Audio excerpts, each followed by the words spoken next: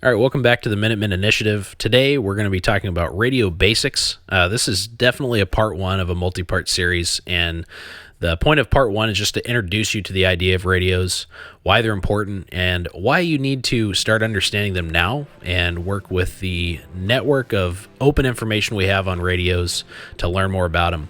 We're joined by Andrew today, who is a little more knowledgeable on the subject of radios, and we're going to just jump into it and start to break it down for you.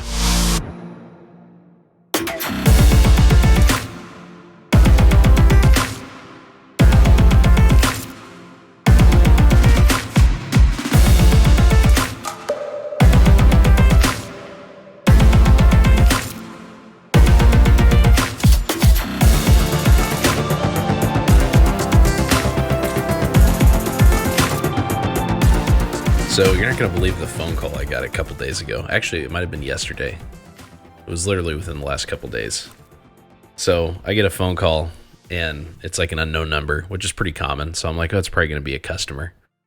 And I answer it, and it's like, hi, is this Jacob? I'm like, yeah, it is. And they're like, this is so-and-so with the U.S. Army recruiting station here in Soldotna. No. And I was like, how's it going? And he's like, good. So I've got your name on a list, which isn't a good thing to hear from a recruiter if you're former military. It's not good. So my brain's already like, am I going to Ukraine? Like, what's going on? Like, what the heck is this? And I'm like, okay. He's like, do you go to college here? And I was like, I do. And he's like, what are you studying currently? And I was like, well, I'm just doing I don't have an actual degree program right now. I'm just under a general because I'm trying to get specific stuff from it. And he's like, okay, well, let's talk a little bit about, if you don't mind, let's talk a little bit about what your plans for your future are. And I was like, okay. So we're kind of talking, and he's like, tell me about what you're doing at college, like what your plans are. So I basically start telling him everything. Well, I'm a small business owner. This is why I'm going here. We're doing this. Got to learn how to do CAD and 3D modeling and stuff for future endeavors. And he's like, oh, okay. He's like, well, what business is that? So I tell him all about the business and stuff, and he's like, okay, well, I'll have to come by. And I was like, yeah, I'd love to meet you, like swing by or whatever. He's like, yeah. Well, when's a good date to meet up? And I'm like, what is this guy's deal? Like, why is he so interested? And I was like, I don't know. I mean, I'm open, Wednesday through Saturday, 11 to 6. And he's like, okay, well, I'll try to swing in. Is there any time we could meet up, maybe get like an appointment? And I was like, I'm not sure. And he's like, okay. He's like, well, the reason I'm asking is because, and he's like, and I don't know, it sounds like you're a successful entrepreneur, so maybe you're not interested, but would you ever be interested in joining the United States Army? I was like, what? And so I just hit him with the, probably not. I was like, but, it's never, nothing's ever confirmed. There's always an option, but most likely not. And I was like, I don't feel the need to dust off the old jungle boots. And like, kind of figured I'd get like a little bit of a chuckle out of that. And he was just kind of like, okay. And I was like, yeah, I mean, sometimes I miss the old service days, but I'm pretty happy with where I'm at now. And he's like, the old service days? He's like, so are you prior service? I was like, what? I was like, yeah. I served from this year to this year. And he's like, oh, and I hear frantic papers like in the background. And I was like, what the heck is going on? And I'm just like, yeah, I was in the U.S. Army, or he said, what branch? I was like, the Army. And he's like, oh, just hear more paper movement. I'm like, what? He's like, okay, well, I'm sorry to have wasted your time. And I was like, no, you're good, man. And so then I realized, like, he must have got a list from the college of like people that aren't in an official like degree program, so he probably thought I was some 18, 19-year-old, maybe 20-year-old kid that like didn't know what he was doing with his life. He's like, this is my guy, and he makes the phone call, and here I am, like 31 years old and already done that. have a business and a family, and he's just like, this is not my guy. So Yeah. it was crazy, but it caught me so off guard. I thought for a split second that I was going somewhere. I thought they were pulling the old, we've gone through the inactive ready reserve list, but so we're pulling back the old schoolers, dude. So yeah, it caught me off guard. Yeah. Yeah. So anyways, with that being said, we're gonna talk about some basic radio stuff today, right? Yep. And we got Mr. Andrew here with us, We do. Andrew, welcome to the podcast. the subject matter expert. I don't know if I'd say that, but Yeah. Yeah. So Andrew's been on the podcast before, but it was back when it was under a different name, back in the DDS Unscripted days. But so this is his first time on the Minutemen Initiative. It's changed so much. It kind of has. We record in a different place now, but that's about it. Yeah. same equipment, just a different place. Yep.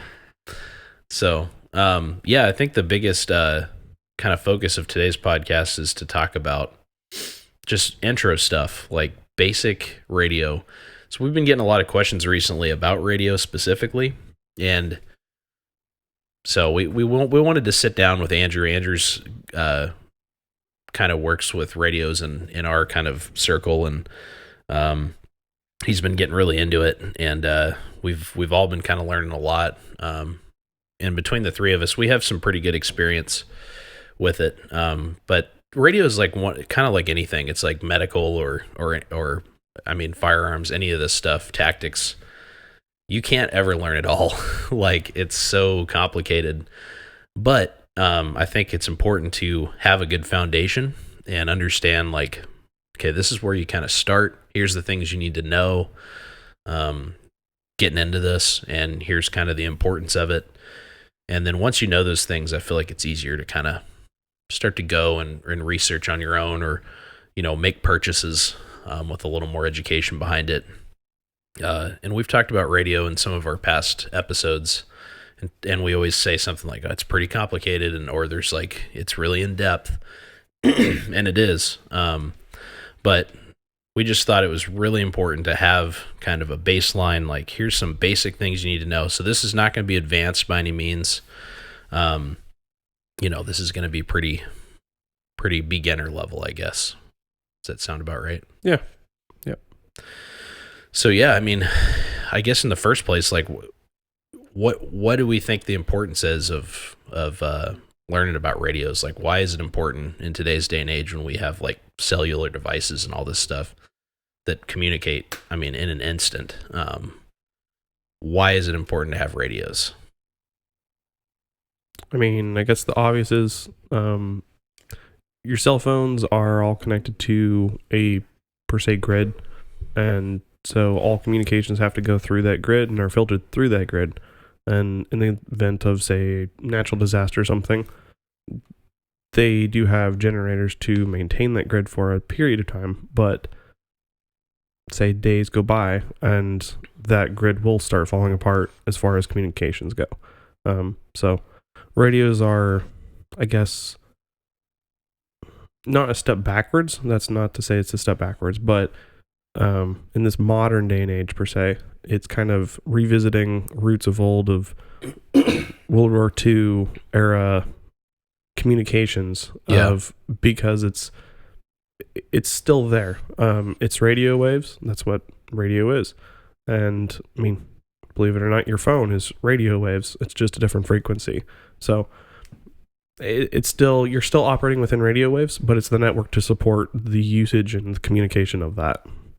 Yeah, and it requires way less infrastructure, right? So, like, if you have basic radio or like ham radio, you're able to do a lot independently of any kind of, and we'll get into, repeater towers a little bit and stuff like that, but you can do quite a bit with just a simple radio. Whereas with your phone, if you have, like you said, if that grid goes down, then you're not doing much with it. So, yeah. So, I mean, there's a lot to kind of unpack, and I feel like it's going to be maybe parts of it might be a little bit confusing, but I think it's just important to understand that, well, I guess what I'm trying to say is the basics are really important. Just these fundamental things, like understanding kind of how it all works. But yeah. Yeah, I think ultimately, like, kind of everyone should have a basic foundation on the radios, even if you're not like super into it. I think like opening the interest is where like you get guys like Andrew, who, they get a good, they understand, they start to find the foundation, and then it's like, oh, I actually really enjoy this. Like and I'm good at learning this kind of stuff. Like certain people just aren't good at learning this type of stuff because it's very like numbers based, and I don't know, it's almost like it's kind of the same as medical, and like you almost have to have that like that itch to learn. Like I want to keep learning more. And it's everything you learn, I guess, in life. But yeah, ultimately, I think everyone should have a good foundation, just like everyone should have a good foundation on medical stuff. Like everyone within your community that you're training with should understand the basics on, medical radios, basically having all the, key fundamental points, kind of like all the stuff we talked about, navigation, all that stuff. Yeah. Everyone should have a good foundation on each individual piece, but not everyone should necessarily be, the subject matter expert. Right. And then once you get a good foundation, then you learn, oh, I actually really like this. Like I could actually continue to grow off of, what I've learned, or yeah. Yeah. Well, and like we talked about before, this is where if you start to coordinate with a group of others, this is where like strengths and weaknesses come in. So you're going to have people that are naturally drawn to this, and you might have people that are naturally drawn to medical. You might have people that are naturally drawn to like fieldcraft stuff, and then all that kind of comes together. But just like, just like all that stuff, it's important for, like you're saying, it's important for everyone to understand them all, you know, at least at a basic level, at a minimum. I think everyone should work, especially in radio. I think everyone should work to a point where they have a pretty solid understanding of how it all works and how to use it. Because going back to kind of what Andrew was saying, if our, in a modern age of having all this infrastructure, this big grid system that gets information to us at a moment's notice, if that were to go away, it would be a pretty big culture shock. People are so used to having information at their fingertips and being able to just call someone anywhere in the world. It's pretty awesome where our technology is. I can pick up my phone and make an international call immediately and get through, and it's pretty crazy. And definitely in the United States, I remember back when cell phones were newer, making a out-of-state call cost extra money, Yeah. And nowadays it's just part of the plan. Everybody can, usually international calls cost more because you have to, carrier has to kind of forward you to another carrier or whatever. But yeah, in the United States, I can call someone in Georgia and talk to them as long as I want. Yeah. And I think that's what's created so much laziness within communication, is because like we've had it so easy for so long that it's kind of like for like all of us sitting at this table currently, like we pretty much, since we've like, it's like as we like the just cell phones and phones and cell phones and all that stuff is like kind of, as we've grown and gotten older, it's like kind of just developed with us at like a pretty gradual state all the way through. Like I remember when I was a little kid, like we had like the old spin the dial phones. Yeah, the dial phones. Ooh, you guys are old. Or our parents just had old tech. I don't know. I grew up on dial-up, so yeah. That also dates me too. But. Yeah. But yeah, they. But I'm just saying, like, I remember that, but I also remember like when the Razor first came out and stuff like that. Oh, like, yeah, dude. I was like a teenager when that happened. So yeah. Like it's gradually, gotten better as we've gotten older. It wasn't like we were just like stuck in this like era of like phone time. Like it's always been getting better which I'm sure that's kind of everyone, but I just feel like it was like a very consistent pace, like the time that we grew up in. Well, Yeah. and with that, the more technology has improved, the more dependent as a society and a culture we've become on it. Yeah. Going back to your point about just convenience, like, yeah, we're comfortable in what is convenient, and as with a lot of things that you guys have talked about on the podcast, just convenience isn't the end all be all, and you have to step out of your convenience area zone to do some of these things. Yeah. Get out and train, get out and hike, whatever. Yeah. So For sure, yeah. And in fact, I mean, it doesn't take a lot for convenience to become unimportant. Like, if things start to fall apart, you know, if some of these grids we've talked about start to diminish for whatever reason, I mean, it could be a full variety of reasons, but it doesn't matter what the reason is. If these things start to go away, then convenience becomes unimportant. And that's like a huge thing in like consumer societies, which the US is a consumer society. It's all about what makes things easier, what makes you more comfortable, you know, what makes you happy, that kind of stuff. People are constantly chasing that stuff, and you know, that's what's driven phones to the place that they are now. And it's, yeah, I think it's easily taken for granted how easily we can communicate with anybody wherever we want, for the most part, instantly. I mean, you know, you even have most phones too now even tell you when that person gets the message and has read it. mhm. So it's like, it's crazy that we have this much information, but it does not take a lot for that to just completely go away. And it's pretty interesting too. Like, we've seen a little bit of that here in Alaska. Like, when the earthquake happened, for example, some of the grid was affected. The earthquake a couple of years ago, the 7.2 magnitude. It's pretty big. Mhm. Up in the valley, Anchorage area, and excuse me, and yeah, some of the cellular network went down, and people started to kind of panic. People were like, I can't get through to anybody, and you know, and like you started to get this, and it was only for a little bit. It was a couple hours or something. And sometimes it's not even, say, in that situation, the earthquake actually taking it out. Yeah, It's people overloading it because they're trying to contact loved ones, family, friends. Like, yeah, you see that whether it's a hurricane or something, like, you'll see the notifications from the company's providers being like, hey, we're overloaded, calls are getting like all these different things, because it's such an influx of traffic that it literally overwhelms it, and that in itself can bring down a system.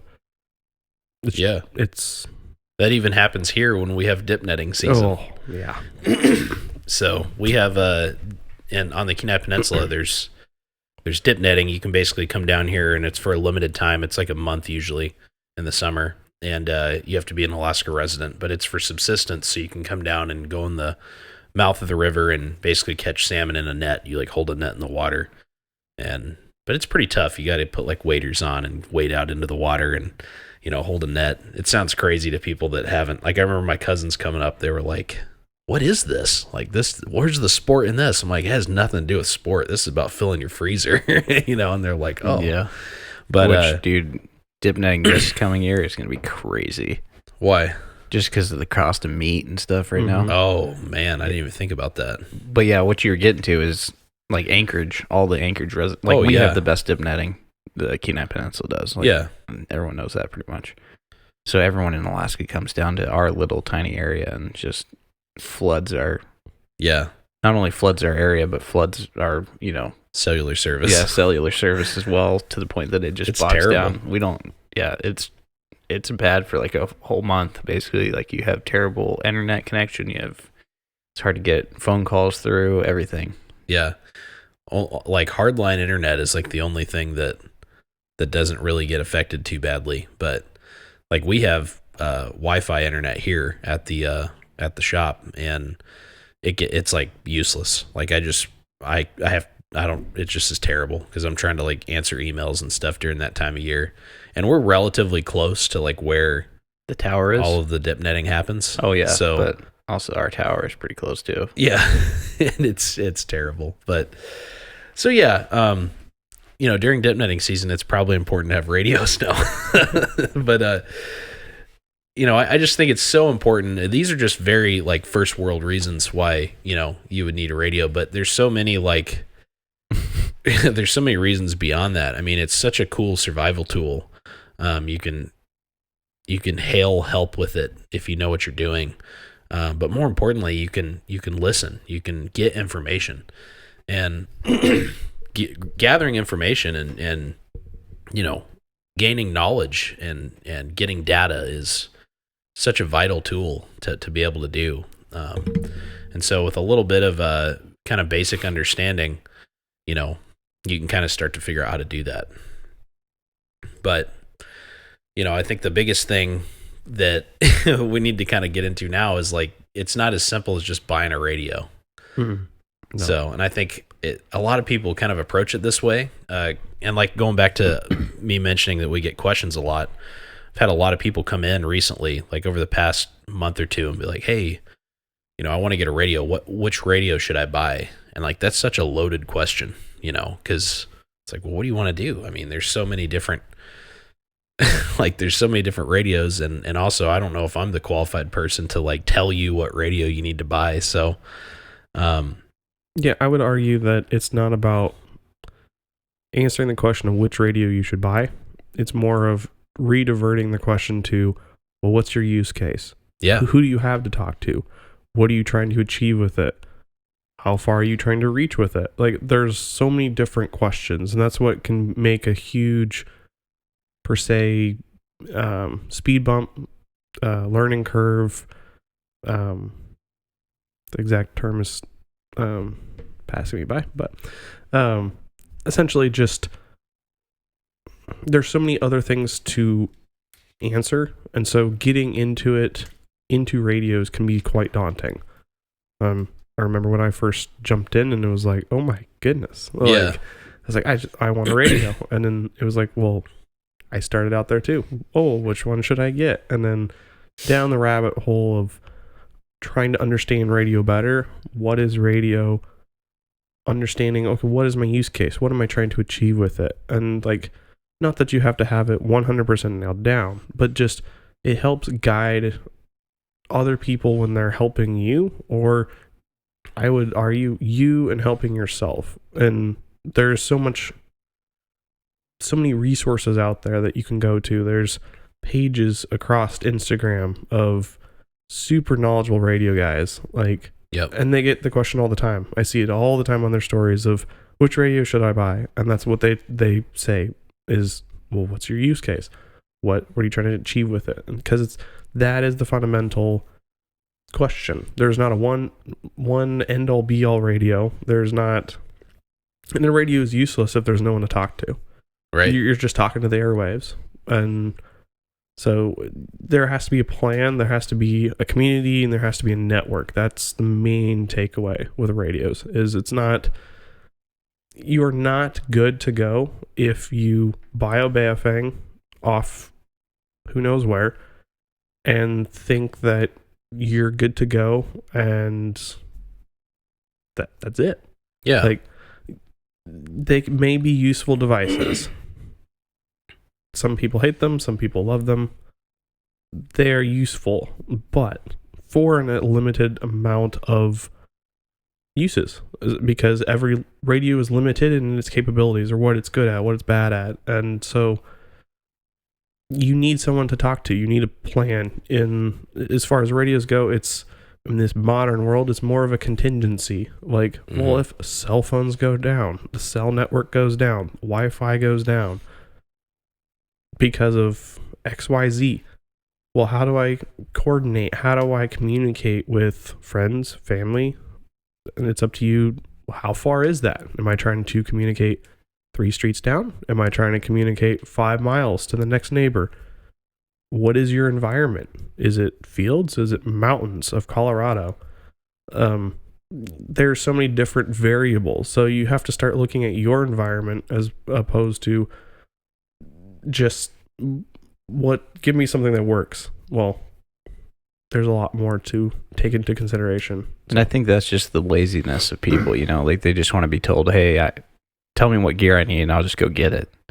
I don't actually want to know how to, because in order to be able to go out and decide what you need, like for your area and whatnot, you actually have to know about radios and know how, like, different powers and all that stuff, how that plays into it as far as getting range, or if you don't want as much range or whatever. And I think too many people are just like, well, tell me what you would get. And it's like, well, what I would get is probably not the same as what you're going to get, because I have different purposes behind what I'm getting. Mm-hmm. So, and then as for me too, it's like the same thing as like, yeah, I can suggest certain things, but ultimately, like, I would rather people have the knowledge behind it as well. So, like, they're not getting the knowledge if I'm just telling them, hey, go get this, go get that. It's like, how about here's some sources to look at, and then after you learn that, you'll have a better understanding, and then I can give you some suggestions after that, kind of thing, Mm-hmm. Yeah, I think, Andrew, you really like narrowed in on the key, which is, you need to have a plan or kind of an end goal of like what you want to do with your radios. And like you said, it doesn't have to be nailed down. It doesn't have to be like, this is 100% what I want to do. It can be that, sure. But, it can be something that you kind of start with, like, hey, like, for example, my whole reason for getting into radios, post-military was, like emergency situations. I wanted a radio. I wanted to get into radios so I could, if a natural disaster happened, or if, anything that would disrupt the natural flow and the natural, I shouldn't say natural, the normal flow and the normal kind of modern way things operate here in the U.S., if anything were to disrupt that for any period of time, I wanted a way to get information, be able to listen, like tune to a frequency, or which a lot of people refer to frequencies as channels, so we could say that for if we'll get into that in a little bit. But tune to the right quote unquote channel and listen, like, hey, what is going on, and there are frequencies that are designed for that kind of very thing, that would disseminate information.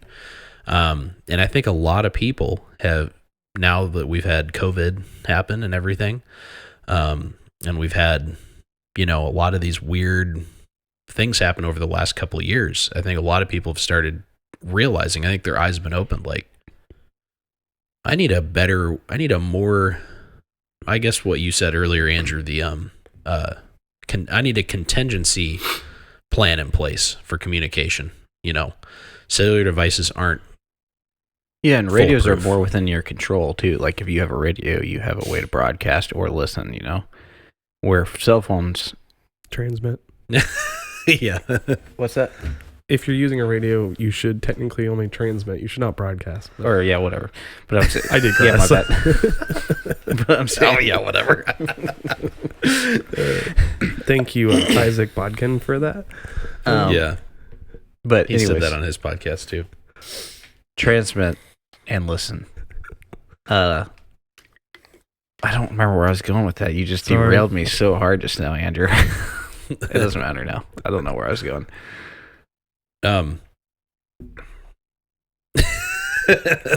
Sorry. It's okay. So, with all that being said, if you remember what you're trying to say, then just jump in. But I don't remember. I just got so derailed just now. I don't remember where I was heading. Oh man, Probably something to do with listening. Yeah, the importance of listening. Is that where you were going? No, it was not. Okay, it doesn't matter. It's over. We're moving on. No, but yeah. So having a good plan, kind of narrowing in on what you want to do, is super important. And I don't know. I kind of equate it to, like, people ask this question all the time too, and it's kind of the same thing. Like, what gun should I buy? Like, we get that question a lot, and it's the same way. It's like, well, what are you trying to do? Like, are you trying to carry it? Are you going to go hunting with it? Like, there's so many different uses.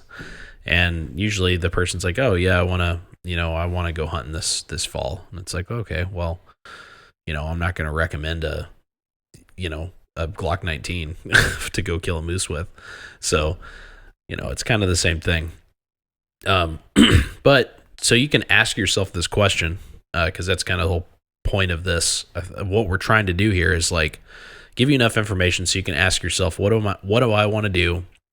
And then you can get a little bit of basic information to kind of figure that out, narrow it down, and then understand kind of where to research. Because just like most things, there's so much information on it that I think it gets hard for people to kind of narrow in on what is actually useful to them.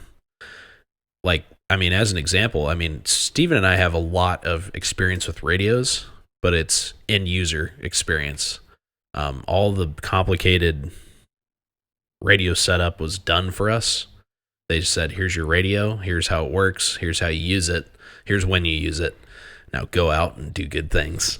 So we didn't load frequencies. We didn't do that. I didn't, maintain my antennas and, all that stuff that is connected to it. Did we use them a bunch? Yeah, used them a ton, and used them in hostile environments and all that stuff. But there were so many things making that possible that I just had no clue about. That, now when you're on your own and you have a radio in your hand, it's like, you might need to understand what's going on before you just start willy-nilly using the radio to just send your information out to everybody. So yeah, let's just break down kind of how radios work.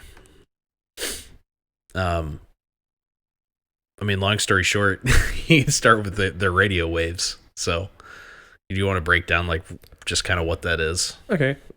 So just for basic understanding, there's a lot you can nerd out on, but just the basics. The basic terms that you'll hear is ham radio, and ham radio is not a specific, well, I know some ham out there is going to yell at me, so I apologize in advance, but trying to break this down for like the layman here. But ham radio kind of is a overarching category for a series of frequencies. Inside of the frequencies that we as civilians have available to us to use, mostly under ham radio, there are some that are minor frequencies that you'll see on like your bubble pack radios from Walmart. Those type, that's a specific little subset. But for the most part, the frequencies and the range of frequencies that you'll see or you'll hear of is VHF and UHF. And so it's very high frequency and ultra high frequency. Those are the two that you'll see advertised on most consumer radios. Some can do what they'll call is dual band, which means they can transmit on both UHF and VHF at individual times. So those are more functional per se, but it depends on what your use case is. And all that to be said, you have a window of frequency that is allotted to everyone. And you will find other traffic inside those bands of other people talking. So I guess the importance of that is if you decide to talk on 150.1, I just grabbed a random number, I don't remember. That should be close. But just for example, if you grab that frequency and that's what you decide to use, someone else in your area might also be using that frequency. So just keep that in mind that if you pick one, you probably should have a second or a third. Like, have a plan clearly when you're developing a radio communication network with your community, friends, family, etc. But yeah, just for basic radio, UHF and VHF is what you'll primarily hear. There is some what they'll call HF, which is high frequency, and those are more relegated to, or you'll see them most used in aviation and in I just lost the word for it. Like you can operate on high frequency, which is lower than, it's a lower frequency than very high and ultra high. So ultra high obviously being the highest, then very high frequency, and then high frequency. Mm-hmm. Yeah, so you can actually get a license to operate on that, and high frequency usually has a longer range because of how it travels. You can bounce it kind of off things, even our own atmosphere.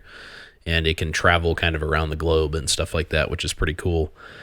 But yeah, basically, the reason Andrew's talking about how we have like allotted frequencies as civilians is because frequencies exist in this radio. Basically, if you just have this big radio wave, that radio wave is the same all the way through. Like radio waves all exist in this spectrum, and they don't necessarily change. So there's limited amounts of frequencies we can communicate on.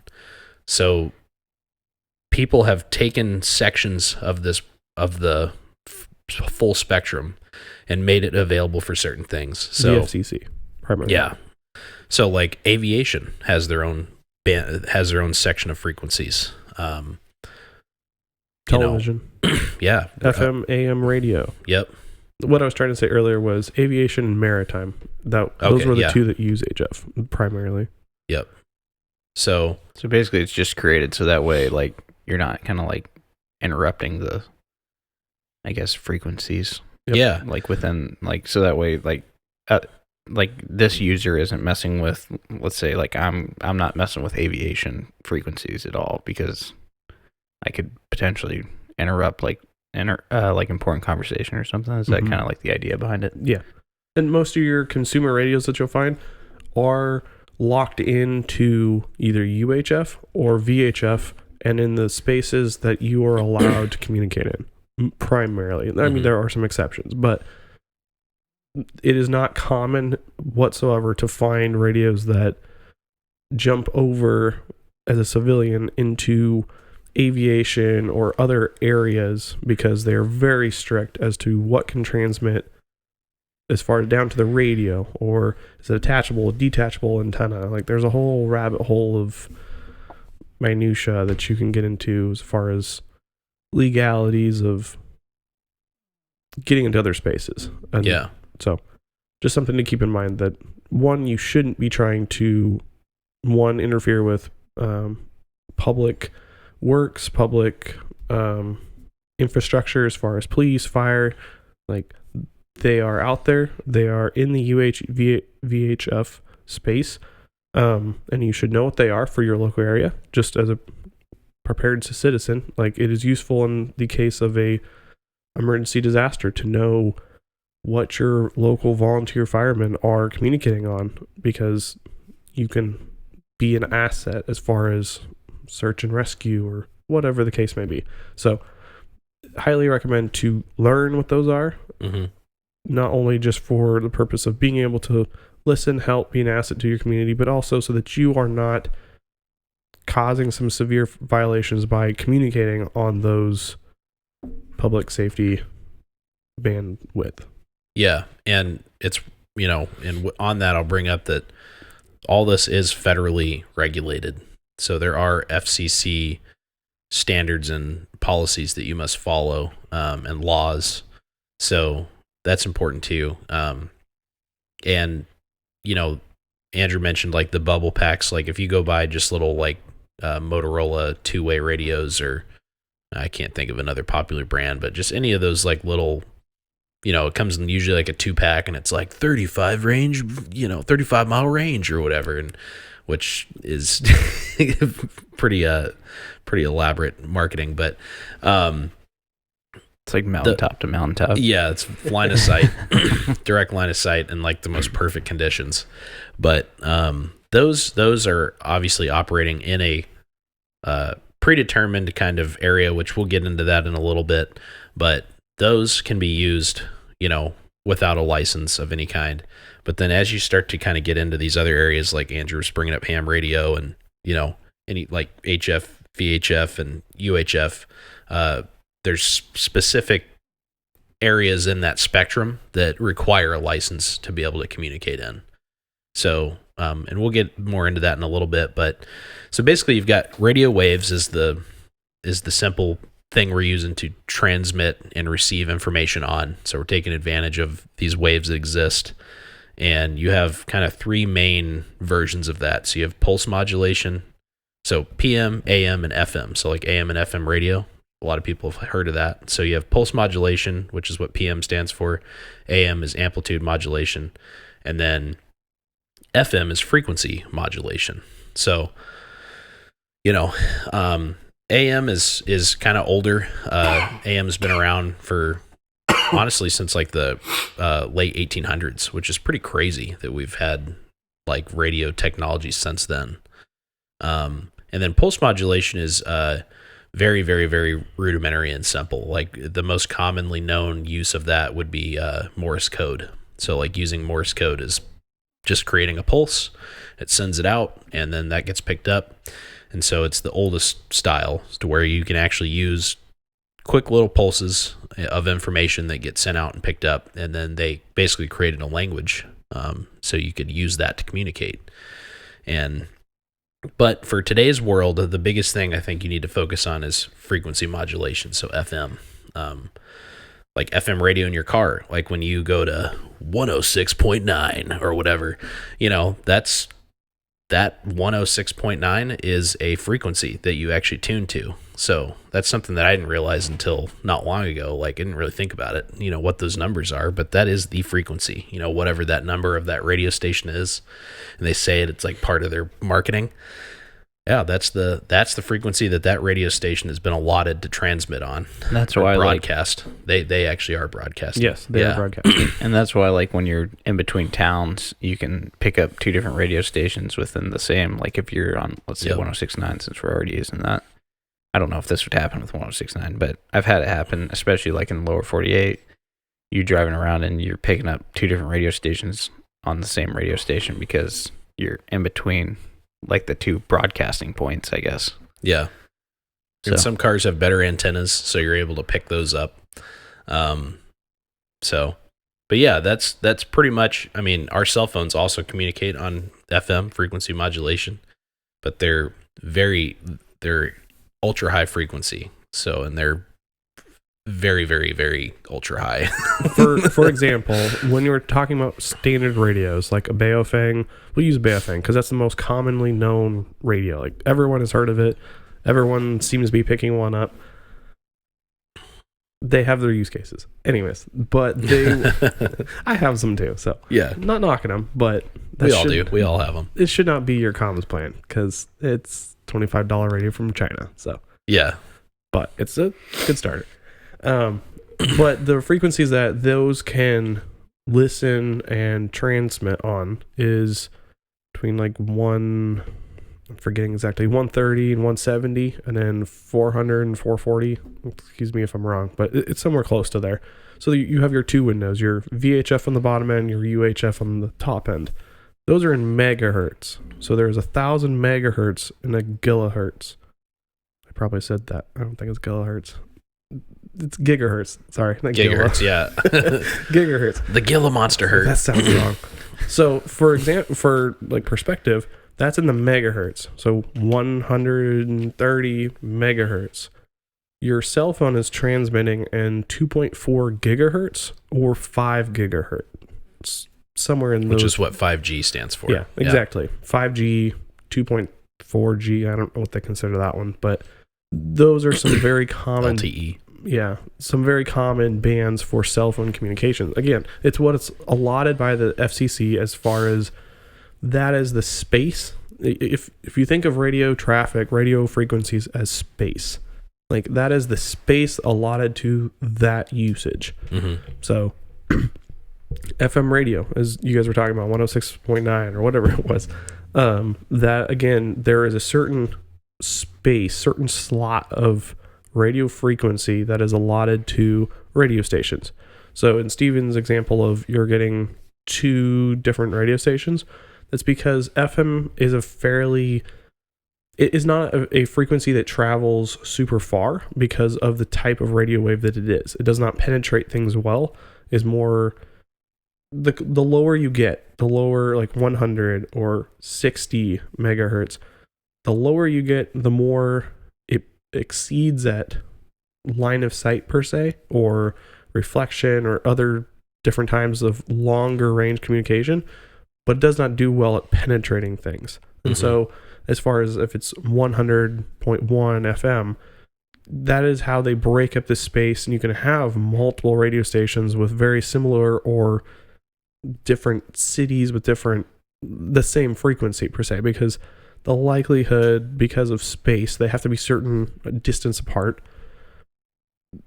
and they can use the same frequency because it doesn't travel that far. Right. So you get those weird spots where one crosses over and whatnot, or it's a beautiful day and that signal's traveling farther because of certain atmospheric conditions. Yeah. Whatever. But Or you have a car, like I said, that's just happens to have a awesome antenna on it, or like you've upgraded it, or it's a digital radio station. Who knows? Yeah. So, yeah, and going back to that, I mean, the reason you're going to have identical frequencies is because, like I said before, there's only so many of them. So you have to use, what's available, and it gets, that's a complicated process. You know, for people to assign frequencies, I believe they call them frequency coordinators. Is that right? Yeah. Yeah, so they'll come and actually say, like, these in this area, these are the frequencies available. This is what can be used by who, and they'll assign them.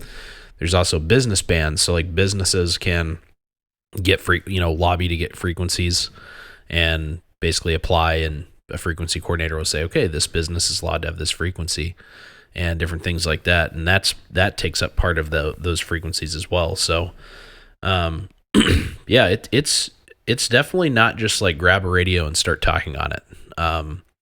If you do want to do that, just to kind of like play around with it, I think your best bet is to go get like a Walmart radio of some kind, like, I don't know, like I said before, like little Motorola's or like Kenwood radios or something like that. That those are locked into,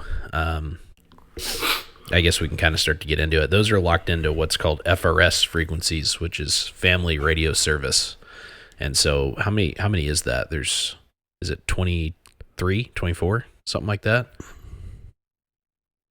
Somewhere in there. Yeah. There's 20, like, I'm pretty sure it's under 25. There's 20 something channels is what they're usually referred to on the radio itself, but they're individual frequencies. And the reason they're called channels is because they're pre-programmed. When you flip that little knob and it goes to the next channel 2, what you're not seeing on the interface is it's actually switching frequencies, because there's certain slots allotted within FRS for, as they call it, channel 1, channel 2, channel 3. That's just the very simplistic consumer type. That's why it says channel 1, channel 2. And I believe they actually are sometimes referred to that as that because they are specified as such. So there's 22 channels. Okay. And it's between the range of 462 megahertz and 467 megahertz. So, yep, 22 channels. And those are the FCC allotted channels that can be openly used by anyone.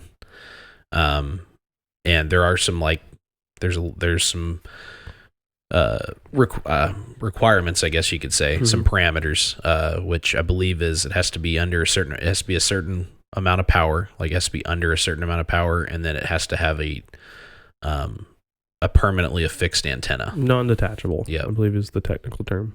Okay. Yeah. So, that's why those two-way radios are built the way they are. Mm-hmm.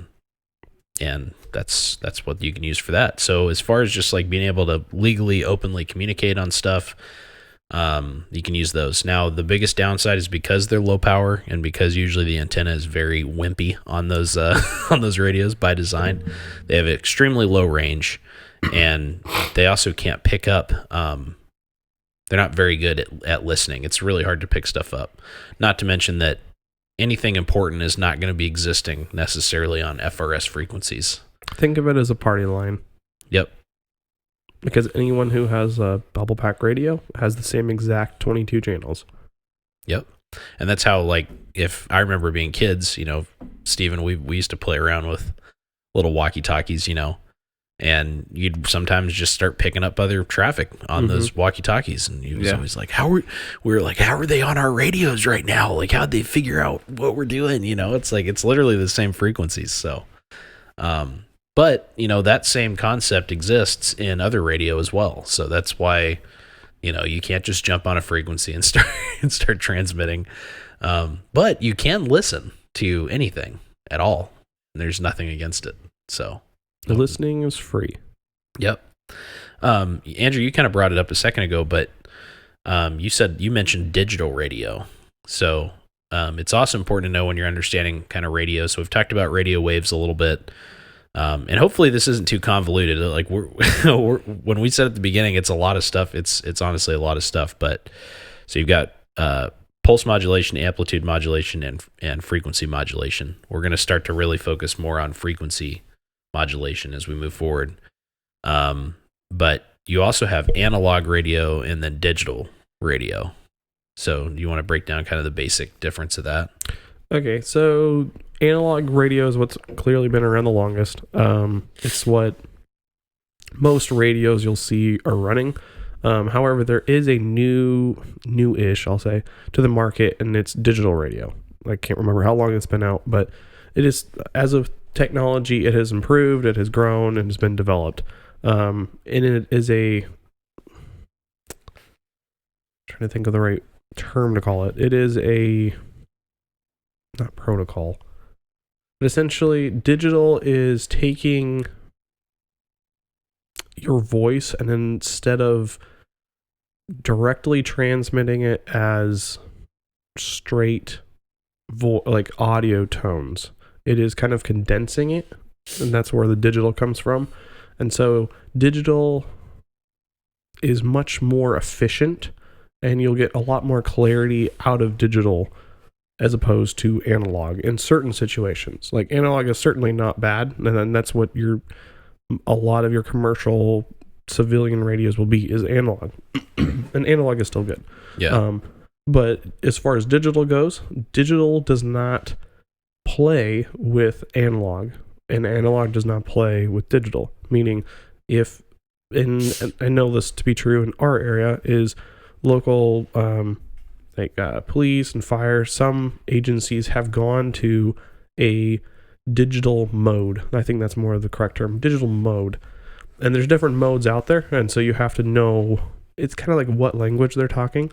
And so you'll hear things like DMR, D-Star, Motorola, P25. There's a couple other ones, but all those are different digital modes. Modes might not be the right term, but you get the idea of they speak their own digital language, and even inside of digital, those modes that I just listed, those don't talk to each other either. So that's why you see, like, if you look at your local law enforcement, or your police departments, your fire departments, they will be all running the same radio, or same type of radio. It's because they all have to communicate on the same standard. And so, like, locally, they run Motorola, they run P25. And so digital works better. There's some added benefits to it because of how the data is sent, and it's able to listen. I believe it's able to send, like, if you talk, it takes like half the time that you actually talk to send the data, and it's able to listen the other portion of the time. So it's more efficient that way as far as transmitting and communicating goes. There's a lot more infrastructure that's needed to actually make digital radios work. You can talk radio to radio with digital as long as you're in the same, you're talking with the same standards, same DMR to DMR or D-Star to D-Star. So that adds more nuance to it and more cloudiness. So it is certainly something to, like, explore as you know more knowledge.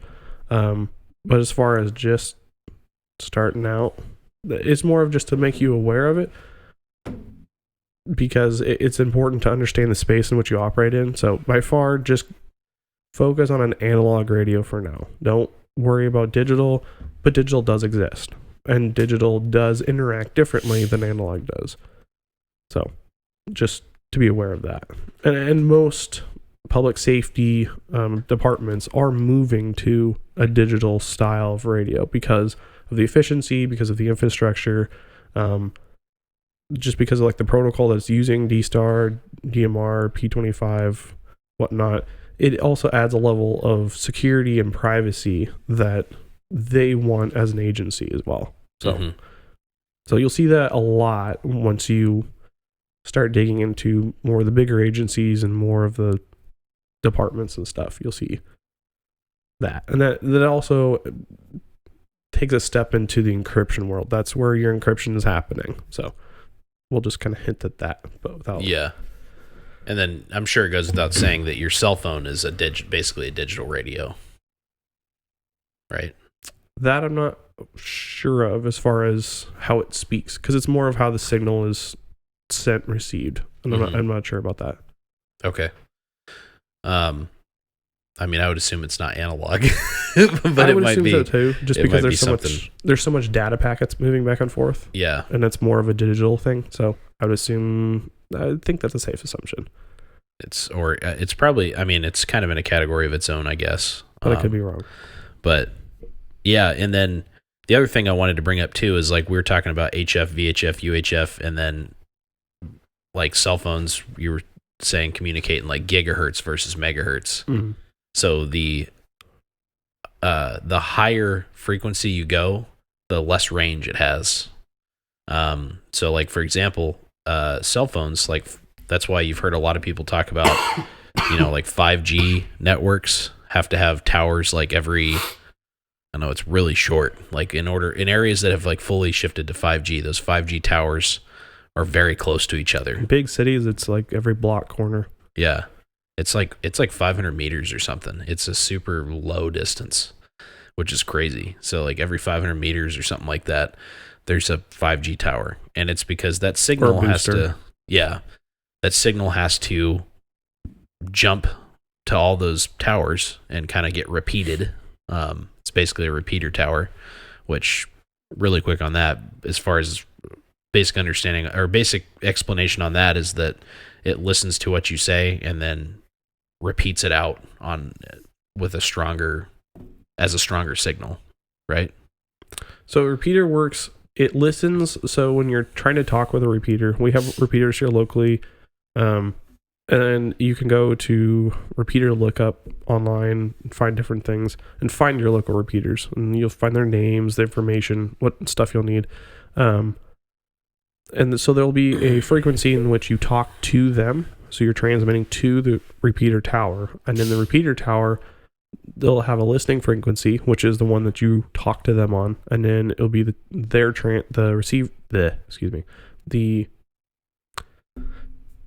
repeater tower. It will have another transmit frequency, and so then that is what your message will be sent out on or sent out over. So it will have much further reach that way, per se. So, yeah, which is good to know. I mean, it's definitely worth knowing like what your repeater towers are in your area. About said in your neighborhood. I guess it makes sense too. In your neighborhood, but it's also more of a ham thing. A ham You're license and whatnot is definitely more repeater tower stuff. Yeah. So, but cellular towers, I mean, they're a lot more. They're different, but it's basically a repeater tower in a way for that specific network. So, but that's why they're a lot closer together, is because it's such a high frequency. Not to get confused with actual high frequency, but it's an ultra high frequency. So, but yeah, and most digital radios are going to operate in that VHF, UHF territory. And then a lot of analog stuff is on that HF, which is going to be the slower, kind of lower frequency. I mean, it's still high frequency, but it's lower than the other two. Let's see. Anything else on that at all? I guess when explaining, just so that it's kind of clear, as muddy and clear as it can be, the term high frequency, very high frequency, ultra high frequency, referring to those spaces of frequency of the spectrum, it is all referring to the modulation and how the wave kind of is trying to, I guess, paint. Someone that's wiser and more technical is going to yell at me, but for the layman, it is indicating how the wave itself, I believe, how many times it goes up and down in a certain period of time, and so the more compact it is, or the slower the wave is, the better it is at more longer range, more of reflecting angles. That's more ham stuff. And whereas your cell phone, your 5G is, because it's a higher frequency, like 5 gigs, that's denoting that wave is moving up and down, doing a wave super fast. That makes it for a much smaller, narrower wave.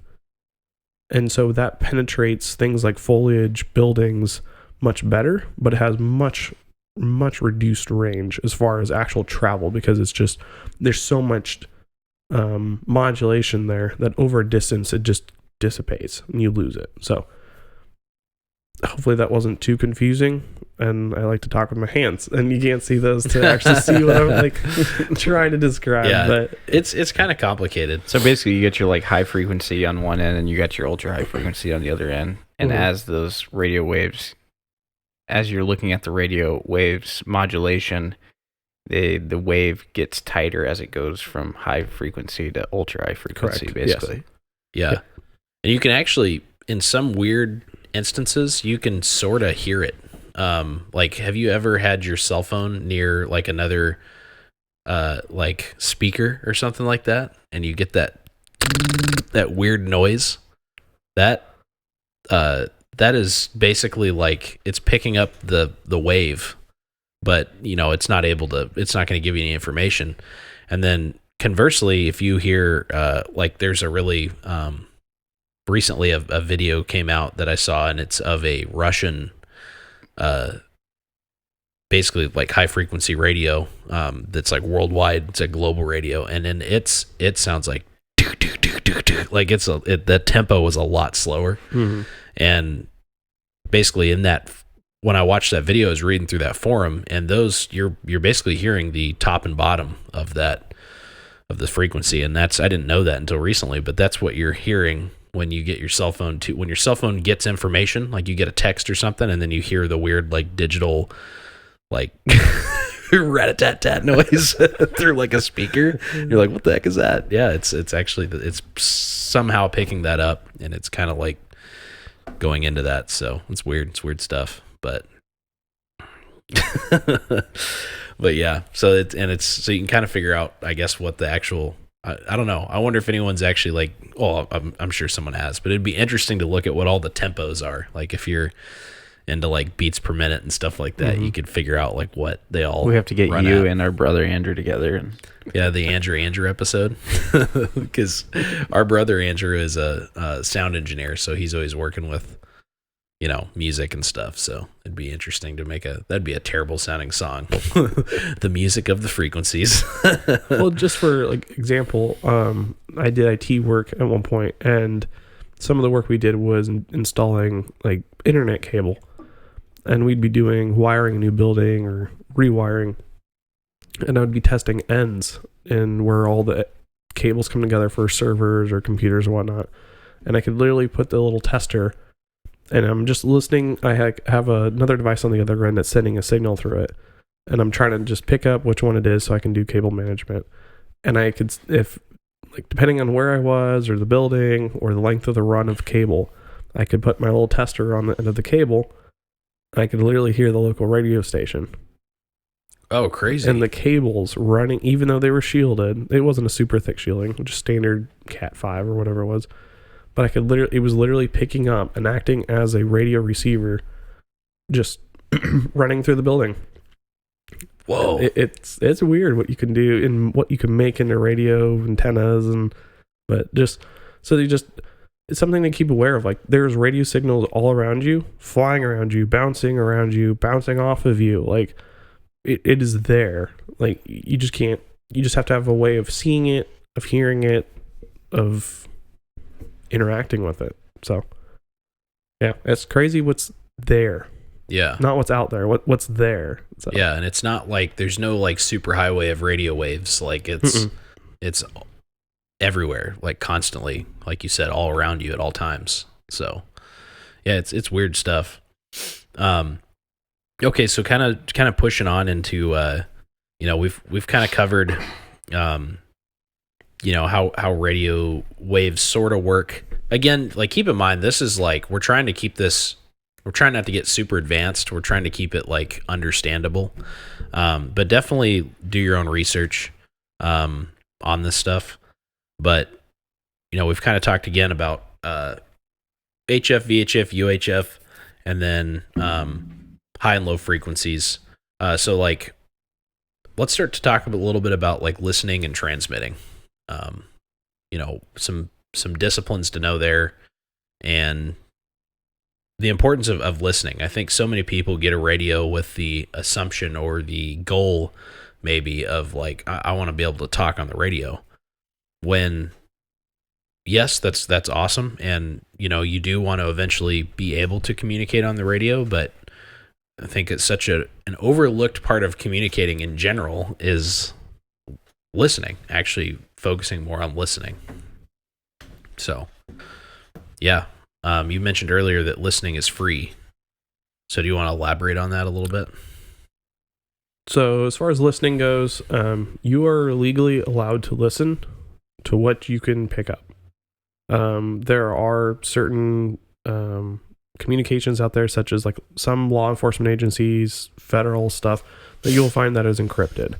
Legally, you are not allowed to break that encryption.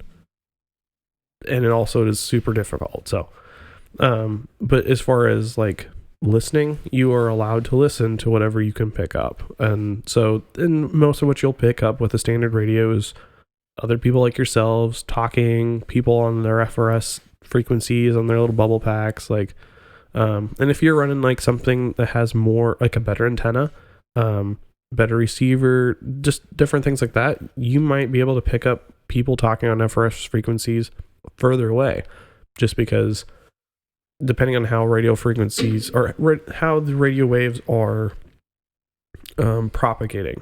So a good way of demonstrating or a good analogy for radio waves is if you take a rock and you drop it in a puddle, you watch the rings ripple out from it. That is the similar effect of transmitting with a radio.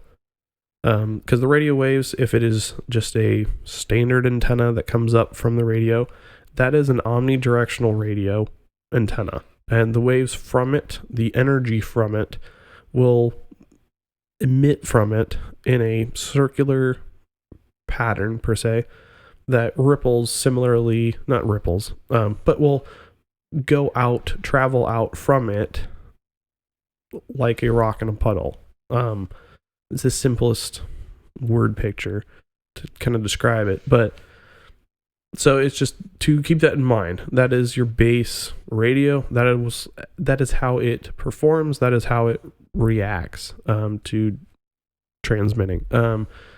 Then you can get into all the nuances of your environment, whether that be trees, mountains, bodies of water, those sort of things. Like trees, for example, they eat up radio waves. Like, it will take your range. You might have like 5 miles worth of range out in like open flat country. You get into the woods and you're reaching a quarter mile. And those are just examples. Like, there is not a hard fast like, oh yeah, this is your range, you're always going to have this much range.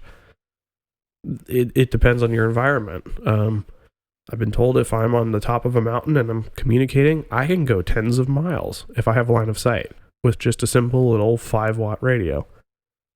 That's cool, but once I get down on ground level again, I might get 2 miles if it's fairly open. I might get a half a mile if I'm in the thick woods, or worse. Like, so it's just being aware of your environment and working with it, because there's certainly ways that you can help mitigate that. There's certain ways that, like, more power, you can add more power, and that can help. But then it's also the principle of the ripple effect. Your signal now travels further.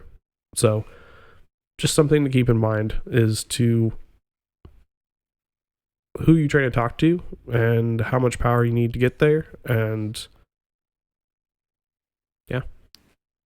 And even who you're not trying to talk to, I guess, as well. yeah, there is that aspect too, depending on your use case. Yeah, because ultimately, if you're transmitting, you have to transmit under the assumption that anybody and everybody can hear what you're saying. The only way this changes is if you have encryption, which we'll talk about in a little bit. But yeah, so I guess like Andrew said, listening's free. Transmitting gets a little more complicated. And there is a little bit of like legality there. Well, actually a lot of it. There's a lot of legal stuff there.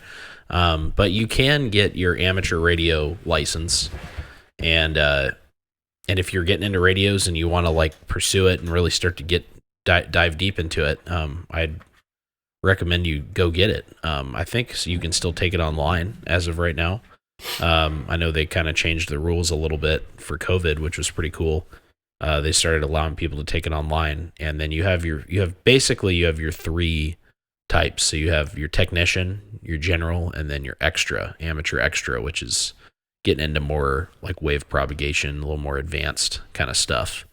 And each one kind of opens up more frequencies to you. So technician, I believe, allows you to communicate on certain frequencies within that are VHF and UHF. And then if you get your general, now that opens up some in HF. So you can do a lot of like long range communication and stuff. And that stuff is really cool. And I highly encourage people to look into HF radio, because as far as like, you know, that post-apocalyptic kind of scenario that some people kind of drool after for whatever reason, HF is where you would want to kind of go, because that's going to be what you can use to, if you know what you're doing, you can push around the globe with it.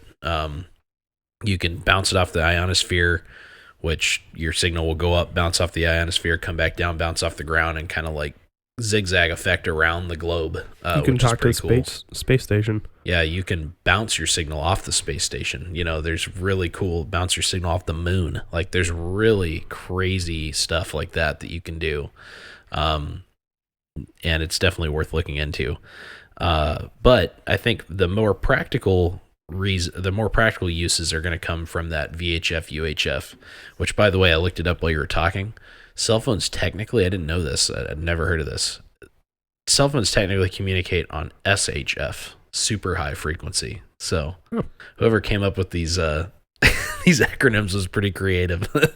High frequency, very high frequency, ultra high frequency, super high frequency. It's so weird, but I keep going. You'll end up with radio waves and ultraviolet rays. Yeah. Good luck. Oh man. But yeah, so if you want to get to the point where you can legally transmit on some of these frequencies, then you would need to get a amateur radio license. So, and I think they're pretty cheap. I don't know the prices off the top of my head, but you just have to study for them and have basic understanding, and then you can get them. But real quick on those, there's two resources. One slips my mind, but the other one is hamstudy.org or .com, and they're easily Googleable, but they're super easy, friendly. Some of them even have apps that you can download, and essentially it's like little flashcards, and you just go through and just take these little practice tests, and there's different sections, and you can, and it's on the amateur or for the technician's license, and you can go through and you can, a lot of people just literally just use those and just keep going through them until they get a good score and confident in it, and then go for their test. And a lot of people, that's all they need, and they can pass the test and good to go. So yeah, it's not that hard. You just have to put some time into it and try to wrap your mind around some of the questions that they'll throw at you. And I will warn you, there are some electronic schematics that they throw on there, and oof. Yeah. And you can actually take if you go to get your technician license, if you've done your homework and you've studied and you're confident, you can actually jump right into taking your general, and you can take both of those together. And some people do well doing that For one test fee. Yep. So, you can retake it if you're within usually if you're within a certain amount of questions and you fail, you can generally kind of retake it without having to pay again. But if you fail, then you can always take it again, but you'd have to pay again. So, but like I said, I don't think it's crazy expensive. I can't remember what they are, but No, it's not. So yeah. And then do you want to talk at all about like FRS and GMRS and MERS and stuff like that? Pretty much those are all just little sections of frequencies that have been set apart. You'll see there is I forget what the name of it is, a certain license that you can get for GMRS. And some people tend to, they like that just because it opens up a little bit more frequency space that they can use. And there's certain specs of radios, more power that you can use on some of those frequencies that people like, just because they want like a car-based radio as a base station. They want something in their house that can push a little further. They want some handheld radios. Like, they just want that extra capability or legality of being able to push more power to do certain things. And so you can, again, look at your use case, look at what you're trying to achieve with it, look at who you have to talk to, and figure out, hey, what's best for us. And because as far as the ham technical or the technician goes, if you're going to communicate in that space, a certain space, well, unfortunately, everyone that's using it needs to have one. It's not just one thing covers everyone. So as far as the FCC sees it. So certainly keep that in mind. I know there's some different rules as far as the GMRS space goes. And so just something to look at as far as, again, your use case. Yeah. And I only bring it up because you're going to see it. Like, if you start researching radio, you're going to see FRS, MERS, and GMRS, which we already talked about. FRS, it's family radio service. So that's like what your walkie-talkies are on. MERS is multi-use radio service. And then GMRS is global mobile radio service. So yeah, they're like Andrew was just explaining, they're different frequencies. They kind of do some different things, and they're regulated differently. So, but look, you're going to see those as you do some research. So, just know that they're out there, and there's more than that. But those are the ones that are most common, that I've most commonly seen. And they're the ones that, you can kind of, depending on what you do, there's also you can use the FRS frequencies with just two-way radios. You can also use, I'm trying to remember which one it is, but you can get an FCC license for a family. I believe it's $70, and you can take a little test, and then your whole family will basically have a range of frequencies that you can operate on. And I want to say that I might be able to look it up. I want to say that they're off of GMRS. I want to say it is GMRS. That's what I was trying to allude to, was that. I just couldn't remember exactly the specifics or the numbers. But yeah, it's definitely something to look at as far as what your plan is, family, friends, etc., community. But they're all within. The reason that you'll see them is because they're within the common usage space of 130 to 170 and 400 to 440, 470, somewhere in there. They're really close to the ham space. So they have some frequencies that butt up against each other or are really close. So, but that is the main two areas of frequencies that you'll most likely be using, you'll be interacting with. So just good to know that they're there and what their uses are, and and also know, in the event of emergency, you know what frequencies to maybe monitor if you're looking for people that need help. Hey, maybe Joe down the street, he only has some bubble pack radios. Like, say it's hurricane season where you live and like there's flooding and he needs help or something, and he's on his little radio calling for help. Like, just knowing to, hey, check or scan your your frequencies or your GMRS, just things like that. Or yeah, and knowing just potentially what other frequencies other people may be using, as far as other people needing help. Yeah. So it's called a personal radio license, and it does use GMRS as far as I can tell. So there's also CB radio. CB radio is something that we didn't, which is Citizens Band. So, and that's another one that doesn't require a license. So, but it's very limited. Mm-hmm. But a lot of truckers and stuff use CB radio. So, yeah. I don't know enough about CB radio to tell you if it would be worth getting into or not. I think it's pretty. I know it's very limited, but it's pretty much an open talk line. Yeah, I mean, obviously, as long as you're in range. Kind of like a party line, like you were saying, for FRS and stuff like that.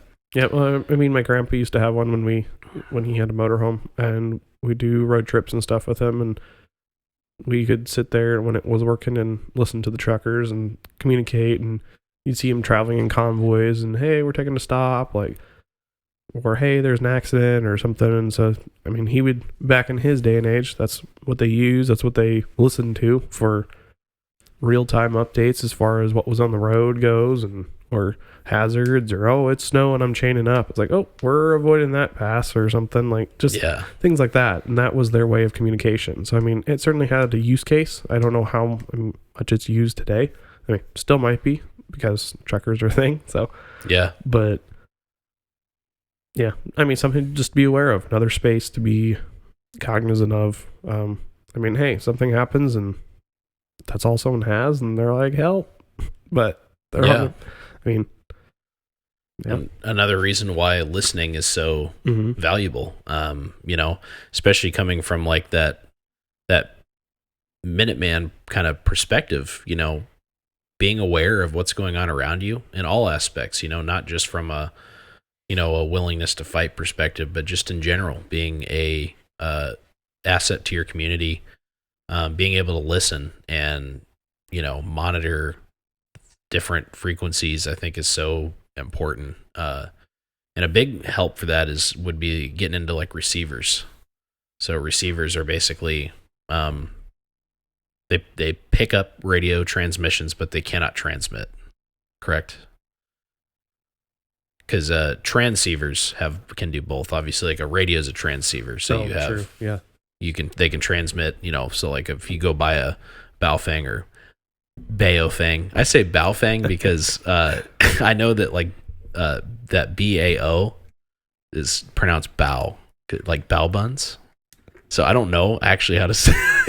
I hear everyone say Baofeng, but I'm like, do you actually say it that way, or is it Baofeng, like how you say that spelling in all of the other versions of that usage? So probably called that out of ignorance. I don't know. No, I might be, but I just caught myself because you were saying Baofeng earlier, and I just said Baofeng. The same thing, but Baofeng or Baofeng radios, however you want to say it, are transceivers. So they'll receive information and transmit.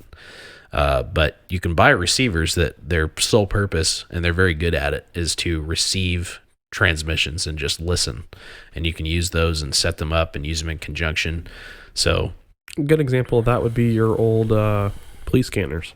That would be a sole receiver. So yep. And that would be, I think that's such an important thing to look into, especially from this perspective, because the technology's gotten really good with them. You can, set them up to scan. So they're going to scan for frequencies that have traffic on them and basically stop and listen there. Or you can just have them kind of on a timer. Like you can kind of set them up different ways. And there's ones now that use, have some more kind of digital help to give you information. Like they might have a screen or something, and then on top of that, you have software defined radios, so SDR, which that's a whole other bag of worms there. But being able to listen to things, I think, is so overlooked, and so many people get into radios with the intention of talking, and when I feel like most people should just be listening. So, did you want to talk about SDRs at all? Yeah, we can get into that. I'll just step back real fast to scanners. Yeah. Scanners were definitely a thing of the past. I know their prevalence has decreased as of recently because a lot of departments and agencies moved to the DMR space, or digital radio, or trunked radio. That's another term. Yep, which is what they use here. Yeah. And so with that, your scanner that you could typically just pick up at the local radio shop or whatever, is kind of gone the way of the dodo bird, because there's a lot more tech that has to go into demodulating and listening to even listen to a digital radio. And that's in this case, our local one is not only is it in digital, but it's also encrypted on certain frequencies. And so your scanner is not going to decrypt that encryption. So you're not going to gain any benefit out of that in the first place. So unfortunately, those have kind of passed in a way, but they certainly were cool when they were a thing. But the more recent thing has become SDRs, and as Jacob called it, it's a software-defined radio. They come in a variety of different sizes and flavors, but there is pretty cool tech. It again, with the radio, pretty big learning curve, but they offer a lot of features of just simply, they are not a transmitter. It is simply a software piece, hardware piece that allows you to enhance your listening capabilities, as far as picking up signals around you, understanding certain signals, and just helping you to be better understanding of what your environment is doing, what kind of traffic's happening around you. And they're pretty good at it. I mean, you have to be careful. There's a bunch of snake oil out there as far as those go, but there are certainly some reputable ones that do quite well at helping enhance your listening. Your situational awareness. Yeah, that's a good way of putting it. Yeah, for sure. So do they pretty much just like pick up everything, or are they kind of limited to a certain? So the one that I have the most experience with is the RTL SDR. It's like $30. And something like that, it will listen to only certain, per se, chunk of bandwidth at a time.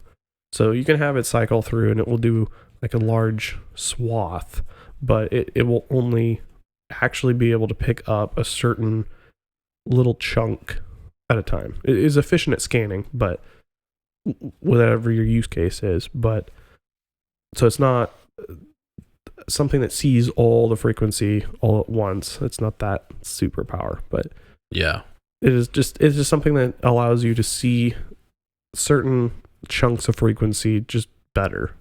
So will it pick up both analog and digital? Yes. Wow. Yep. Okay. Whereas like a receiver is going to only pick up what it was programmed or designed for, right? Analog or digital. Okay. So an SDR is like probably the better direction to go versus like, well, I mean, maybe have both, but. Well, so here's the thing. They make really good digital radios. There's Anytones, there's TYT, there's Hyteras, there's a bunch of them out there. Some of them are analog and digital. So you're able to talk on your analog, you're able to listen on your analog, and you're also able to do the same on your digital. So there is that function out there. So it's not that you can't. It's not that they're super like isolated, but you just have to know and what you're getting, what they're capable of doing. Which, again, for the sake of what this podcast is and what we're focusing on, analog is where you should be focused for starting. Which is what your Baofengs are going to be. Yeah. Yep. I mean, I know Baofeng makes digital radios too, but like a UV5R, if you start looking at radios at all, it's going to come up. It's going to be populated all over your Google search. The UV5R, and you're just going to be flooded with it. But it's a good place to start. I mean, that's the first radio I bought for myself because it's cheap. It's $25. I mean, if it breaks, it's like, all right, well, we'll spend another $25, you know? And I mean, other than like a bubble pack radio, but yeah, like, but I mean, I would say everyone probably bought that first, but oh, true. I meant my first, Real radio? yeah, a real radio with a detachable antenna and, you know, adjustable power, stuff like that.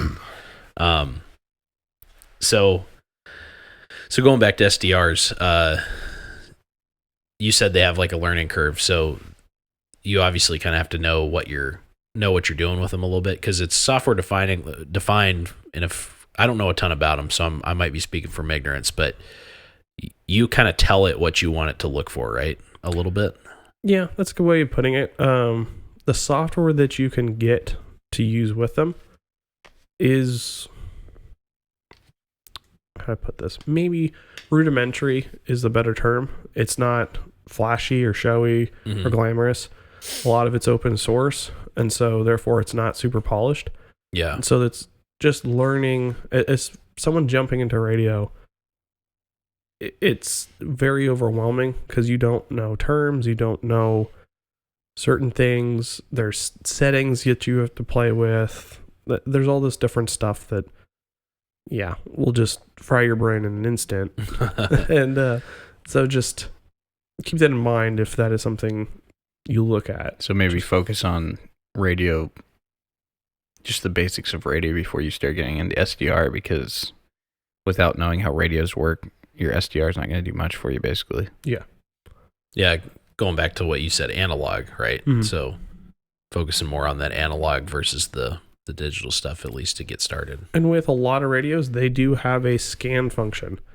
I know the Baofengs do. You press a key, hold it, it runs a scan. You can set what frequencies to scan, and it will just cycle through, and you can have it set that when it hears traffic on that frequency, it will stop, it'll pause, it'll just stop the entire search and just stay there. Like, there's certain things like that, or you can sit there and flip through frequencies by hand, but it's not fast or like efficient, like as far as scanning a wide swath really quickly, or things like the SDR is capable of is like waterfall displays of showing like 2.4 megahertz worth of bandwidth of frequency space and seeing little spikes of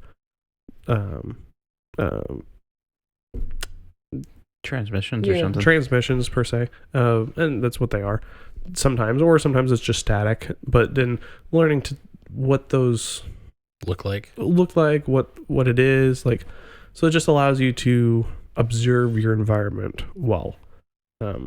So it's just more of something of, hey, be aware that they exist.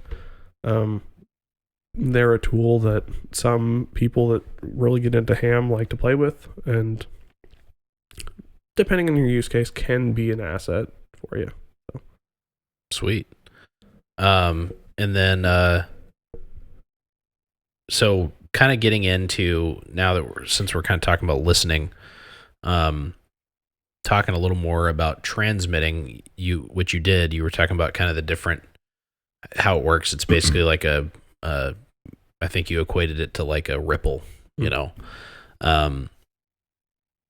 Are there different ways you can are there different ways you can broadcast or transmit your signal besides like omnidirectional, which is what you were talking about, where you have like an omnidirectional antenna? So are there other ways you can push your signal out there? Yeah, there's your standard omnidirectional antenna, and as far as like the Baofeng goes, the antenna is pretty garbage. You kind of want to upgrade that one pretty quickly, but it's still omnidirectional. Most just standard straight antennas are omnidirectional. However, you want to start getting into the weeds a little bit more, there are what I'll call directional antennas. and the most common is for usage with frequencies in the ultra high frequency range because the antenna is smaller, and it's more of a it's a stacked, what they call a stacked element. And so you'll see some of these, like if you remember like some of the really old like TV antennas on roofs and stuff, you can see some like kind of that pole design. It's not that big. It's more of like 3 feet or so long and foot and a half wide at the base, narrow at the end. So it helps direct the energy that's being produced by the radio in a certain direction. And so you'll get more of like a long elliptical pattern out of your signal protruding out from the narrow end as opposed to like just straight circle ripple from your antenna. So it can help to focus your energy, because that's what radio frequency is just energy being expelled into the atmosphere. So it just helps to focus that energy in a certain direction. So that can help get your signal to someplace better because it has more energy. It can help some with the security of comms if that's something you're concerned about, instead of just widely transmitting. Almost said broadcasting. Well, at that point you might well be broadcasting. Yeah. Broadcasting to a large area through just your ripple effect circle, or more directional, which is more focused, and the name denotes, directional. So it's not perfect, but it can be useful. And it can be useful for longer range communication too, because of the more focused energy in a specific direction. If you know what direction you're trying to get a signal to, or someone you're trying to talk to, and so it's certainly not the end all be all or something that you need to go hop out and get tomorrow. Like, Right. get a radio, get an analog radio, get a plan, get a community. Like, but that is tools that can help you. And I'd imagine it'd have some spillover too, so it's not like a perfect. No. Like it's shooting in a direction, but you're still gonna have radio waves kind of kicking out, regardless, right? Yeah. From all directions. Yeah, you can look that up online and you can see some of your graphs and stuff or I forget what they call them, but it's like a heat map per se. And so you'll get like 2 little lobes on the sides, a small one in the back, and then your elongated one that goes out in the direction that you're trying to go. So you do have some spill. It's not perfect. It's not perfect, yeah. It's not perfect. It's not like a laser. Yeah. No, but if you look at it, it's much different than a rock in a puddle, and it's just spilling out, yeah. going everywhere. So kind of jumping more into like, we talked about listening and how important that is, and how you can basically pick up anything you can pick up, you can listen to. You kept referencing encryption and talking about how a lot of agencies and stuff nowadays use encryption to keep people from just being able to listen. As it is free and easy to listen, encryption can be used to kind of hide what you're saying. So you want to talk a little bit about that? So as far as encryption goes, there's multiple levels. You'll hear everything from 40-bit, 24-bit, I forget exactly how the steps go, all the way up to AES 256. AES 256 is the golden goose. It is the highest level of encryption. It is NSA certified kind of thing. Like, it's the cream of the crop. And there are radios out there that do AES 256, and such as like the Anytones. There's some other ones. Harris radios. Yeah, and because that is the standard, it is the gold standard. But as far as encryption goes, there is a very common misconception that encryption equals, how do you word that? Complete and total, like shadow, like what is the right word for that?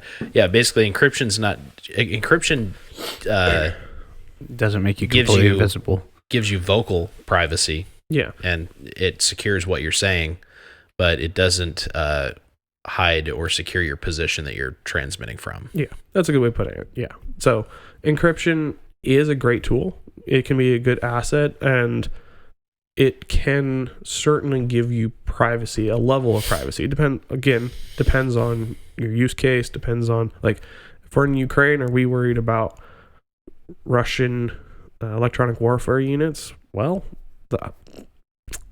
higher encryption, something with like super secure comms, like if I have to say something very sensitive, that would be the preferred method. Would be, if I actually absolutely had to with radio, would be AES 256, because it's obviously the gold standard, the hardest to break, but it does not give you secrecy as far as you are still transmitting.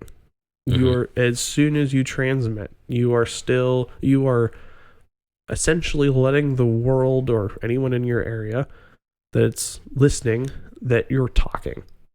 As far as encryption goes, it will sound like garbly-gook, like if you actually pick it up. It won't make any. It's just a bunch of static noise that if you know what you're like listening to, you'll know that it's different. Like, it's not just your standard static, that you're actually listening to something. But it'll make zero sense, like, because it's encrypted and all this computer stuff. But it's this common misconception that it just, like, you vanish when you're using encryption. And that's absolutely not true whatsoever. I mean, encryption is good, and in certain use cases, and it can grant you a level of privacy. Some could argue could grant you a level of security, but depending on what you're trying to achieve with it, it could be a false sense of security of your message, perhaps, but not necessarily your location. Yep. And it's also worth bringing up that encryption is legal, but as far as I know, you cannot encrypt amateur radio. No. You have to, if you're using any amateur radio frequencies, it has to be free and clear, unencrypted, correct? I believe so. I know that business bands can use encryption. That's where you start seeing encryption start to pop up, is business bands, and then you'll see it for EMS and fire, those agencies, and again, that's more emergency business services, the business bands. band stuff. Yep. So, and then obviously military and stuff like that are going to use encryption. But yeah, I'm glad you pointed out about the encryption is kind of a false sense of security, because I didn't learn till recently. Steven and I used radios in the Army, and like I said before, you use them, you know how to use them, you know how to, program to a certain level, basic maintenance stuff you learn. But you don't really understand what's going on logistically to support your use of radio. And I've gotten in this conversation a lot with different people that have military backgrounds, and there's a pretty common misconception that you're able to just, hey, my frequency, or my radio's encrypted, or we frequency hop. So like frequency hopping was an old thing that was done to keep to make it hard to nail down on what frequency they're transmitting on. Radios had basically like a predetermined kind of way of hopping frequencies, and things like SDRs, for example, have made that pretty much irrelevant, because you can just follow that. Computer software, because an SDR can both interface with both antenna or device and with a computer, and with the processing power of a computer, tools like SDRs can turn radio hopping into child's play. Yeah. I mean, no problem. So the radio frequency hopping is long gone. Like, yeah, it's a cute idea, but that's it. So yeah, but I see that all the time. It comes up in forums and people still swear by it. So there's that. And then there's also the fact that, when I was overseas and I used radios, I didn't understand until recently that all of our radio transmissions were hidden in basically a massive transmission, is the best way to kind of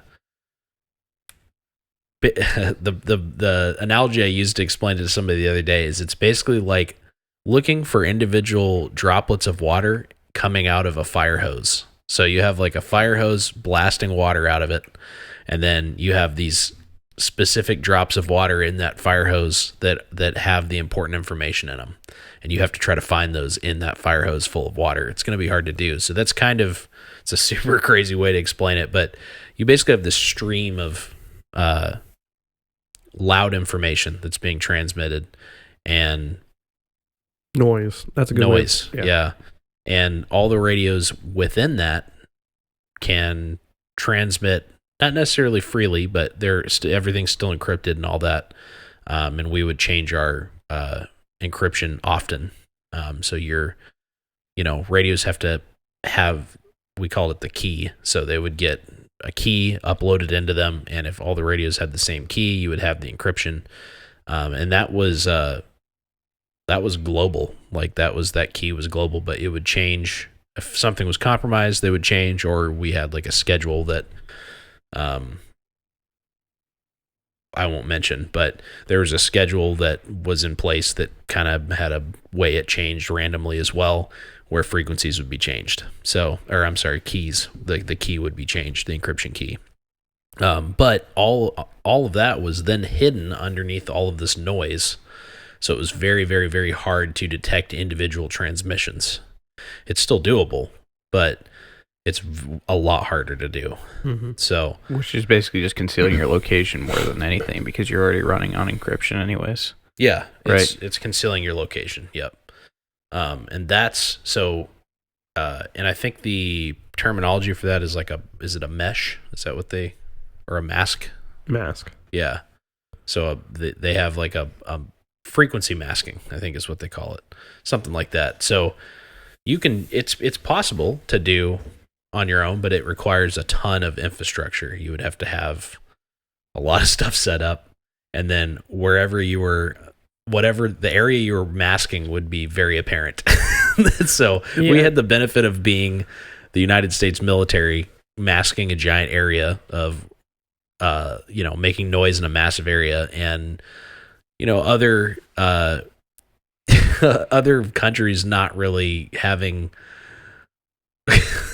like they didn't have any they knew where we were. It's very obvious where we are as a whole, Mm-hmm. but you're not going to have just a random element be like, screw it, let's bomb these guys, because then you're incurring the wrath of the biggest fighting force in the world, or the best fighting force in the world. So it's, there's that too. So all that to say, there's a lot going on behind the scenes of just being able to get on the radio and not really worry too much about it. But we still had to be careful and transmit very short periods of time. If you had a lot of information to deliver, you would have to break transmission and then repeat to keep, your hot spot, so to speak, from becoming too apparent. But yeah, so you're not going to have that as a civilian, is basically what I'm trying to say. I don't know what kind of infrastructure that you could actually come up with to actually meet that or compare with that. Yeah, I think it would be very illegal. Yeah. You're just like basically hogging like this entire area of frequency in order to do it. Like, this is my entire zone now. And they're just like, no. Yeah, that's not how this works. Yeah. So it's called a pirate radio station, and that doesn't go well. So yeah, encryption, So what is encryption actually good for? What would you say it's worth? Oh, and also let me back up a second. Encryption is for digital radios. Yes. So not analog. No. Analog radios don't use encryption. Mm-mm.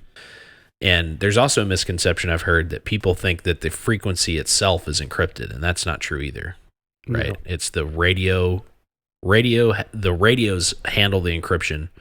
And the reason it's digital radios, as far as I understand, is like you said, digital radios process that information into a compressed data packet. Thank you. I was going to say file. I was like, file? A packet, and send it. So If you have, are we going to get another Will Smith slap? Nope. Okay. If we have a Oh no, dude, he's back. the sneeze. Oh, that was so quiet. All right. Way better than me, dude. Yeah. I can't hold my sneezes in, dude. I can't either.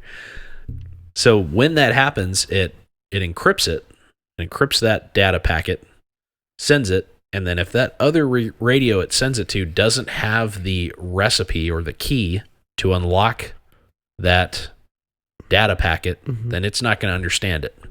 So Yeah. both radios have to have the same encryption Mhm. recipe or key. Yeah, they have to be programmed to talk to each other. Yep. So this is obviously a level of coordination before beforehand. It's not like, oh, my radio's got encryption. Sweet. I'm just going to be able to start talking to people privately. Like, no. Or that's- worse yet, like waiting until you're not able to use phones anymore and just trying to like scrounge together a bunch of stuff to pull it off. Oh yeah. No. Okay. Yeah. So that that's the whole reason for this entire topic in the first place is like this stuff that we're talking about. It might sound like some of it might be going over your head, or it might sound complicated, and it is. But now is the time to research it and learn about all this. And this is kind of this is why this is gonna be a multi-part series. It has to be. Like we're gonna, it's convoluted until it's not. So we're gonna have to Yeah, and we're revisit this. continuing to learn as well. 100%. So, like Yeah. we said at the beginning, we don't know everything about it. So, I mean, there's always, in everything we talk about, there's always more to learn. So, Mhm. as we learn, we'll try to do our best to spread the Share it. information. Yeah.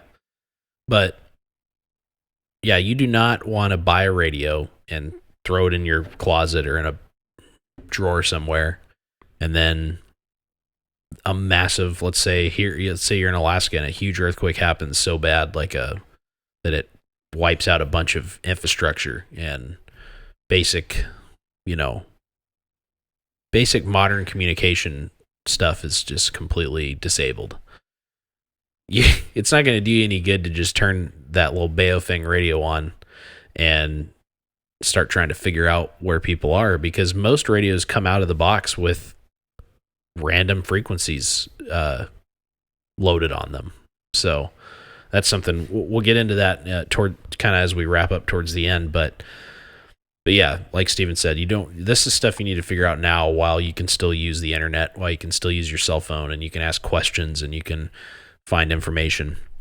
But kind of dialing back in on encryption, just understand that it's definitely not as valuable, I think, as people make it out to be. I think the movies have kind of done it a disservice. It's like people think, it's like spy software of some kind, and you just become like a shadow person, like you said, and it's just not the case. So, and in fact, a lot of military elements and electronic warfare don't care what you're saying. No. They just care where you are, and they can figure that out very quickly and very easily. And that can happen as soon as you key that mic, as soon as you hit that you start transmitting, even if you just go, your position is known. Well, I'll put it this way. We've heard stories coming out of like Ukraine, like before even the war kicked off, or like conflict, that time period of certain like troops or something, like in trenches, like whether it was a radio, it was a phone or something, whether it was producing some sort of signal, it came online or something, and they just got mortars or artillery just dropped on their head. And so what we were seeing there is the Russian electronic warfare, and what they were using is what in the ham space is called fox hunting. And so essentially it's taking a bearing, and computer software can be a huge asset in this regard. And that's where it makes modern military very effective at this, because they have the antennas, they have the equipment, they have the software, all this stuff, that it doesn't matter if you have encryption. It doesn't matter what your message said in that instance. It was the data that they gathered, if set up correctly, could be as detailed as from several bearing points of this is where that signal located from, because we use software and it determined this was the signal strength here and here and here, and the computer does its magic, and well, this is its rough position, give or take 50 meters, and boom. I mean, that is really talking about like a big state kind of theater per se. Yeah. But it's just, that's more to bring awareness to things like your signal. You tell so much about yourself with your signal, regardless of whether your message was heard or not. Yeah. And it's something that's lost as far as the people that are like, oh, I'm ready for the whatever. And it's like, given you're not talking about a like emergency, like sort of like emergency disaster situation. You're more talking like the end of the Invasion. world. Yeah, crazy. Like being in Ukraine. Exactly. Yeah. Like, And I think some of that comes from just like prior military guys, unfortunately, like having that false sense of security of, you know, how much resources we had within the military, you know, kind of like what Jacob was talking about. He didn't realize, you know, how we were so hidden, like when we were in Afghanistan and Iraq, where we could, you know, not necessarily transmit freely, but still we weren't too concerned in all honesty. Like it wasn't like we had SOPs within how to operate our radios, but other than that, we were like, we're not worried about compromising our positions and stuff. And I think people think like, okay, well, that's because we had encrypted radios and that's all we need in order to be that secure. And that's not true, you know? So Yeah. Yeah, I mean, we could safely communicate, but like I said, you know, there's a massive infrastructure behind why we were able to. And I don't think you should overlook the fact either that we were the United States military. Like Yeah. that's a huge part of it. And aliens. No, I'm just kidding. well, it's There were aliens there. and I mean a very important. They're on the thing radio waves. They're riding it. Riding it like a broom.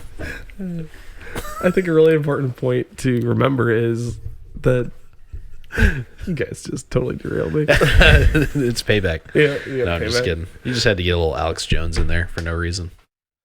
But you guys weren't facing a pure threat. No, By any it means. was an insurgency. Yeah. It was they didn't have any of these capabilities. I mean, quite honestly, we could have used basic ham radios that just had enough power that were just basic encryption, and we would have been fine. Yeah. You know, for the most part, there were some.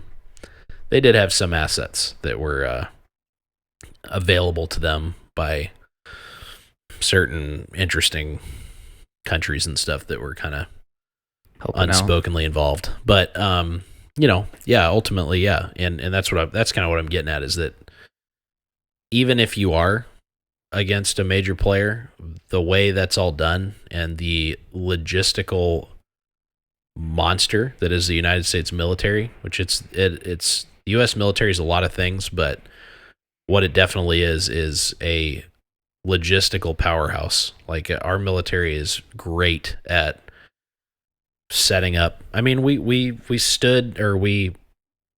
completely set up in a foreign country and operated a 20-year conflict there with no real change at all to our daily lives here, you know.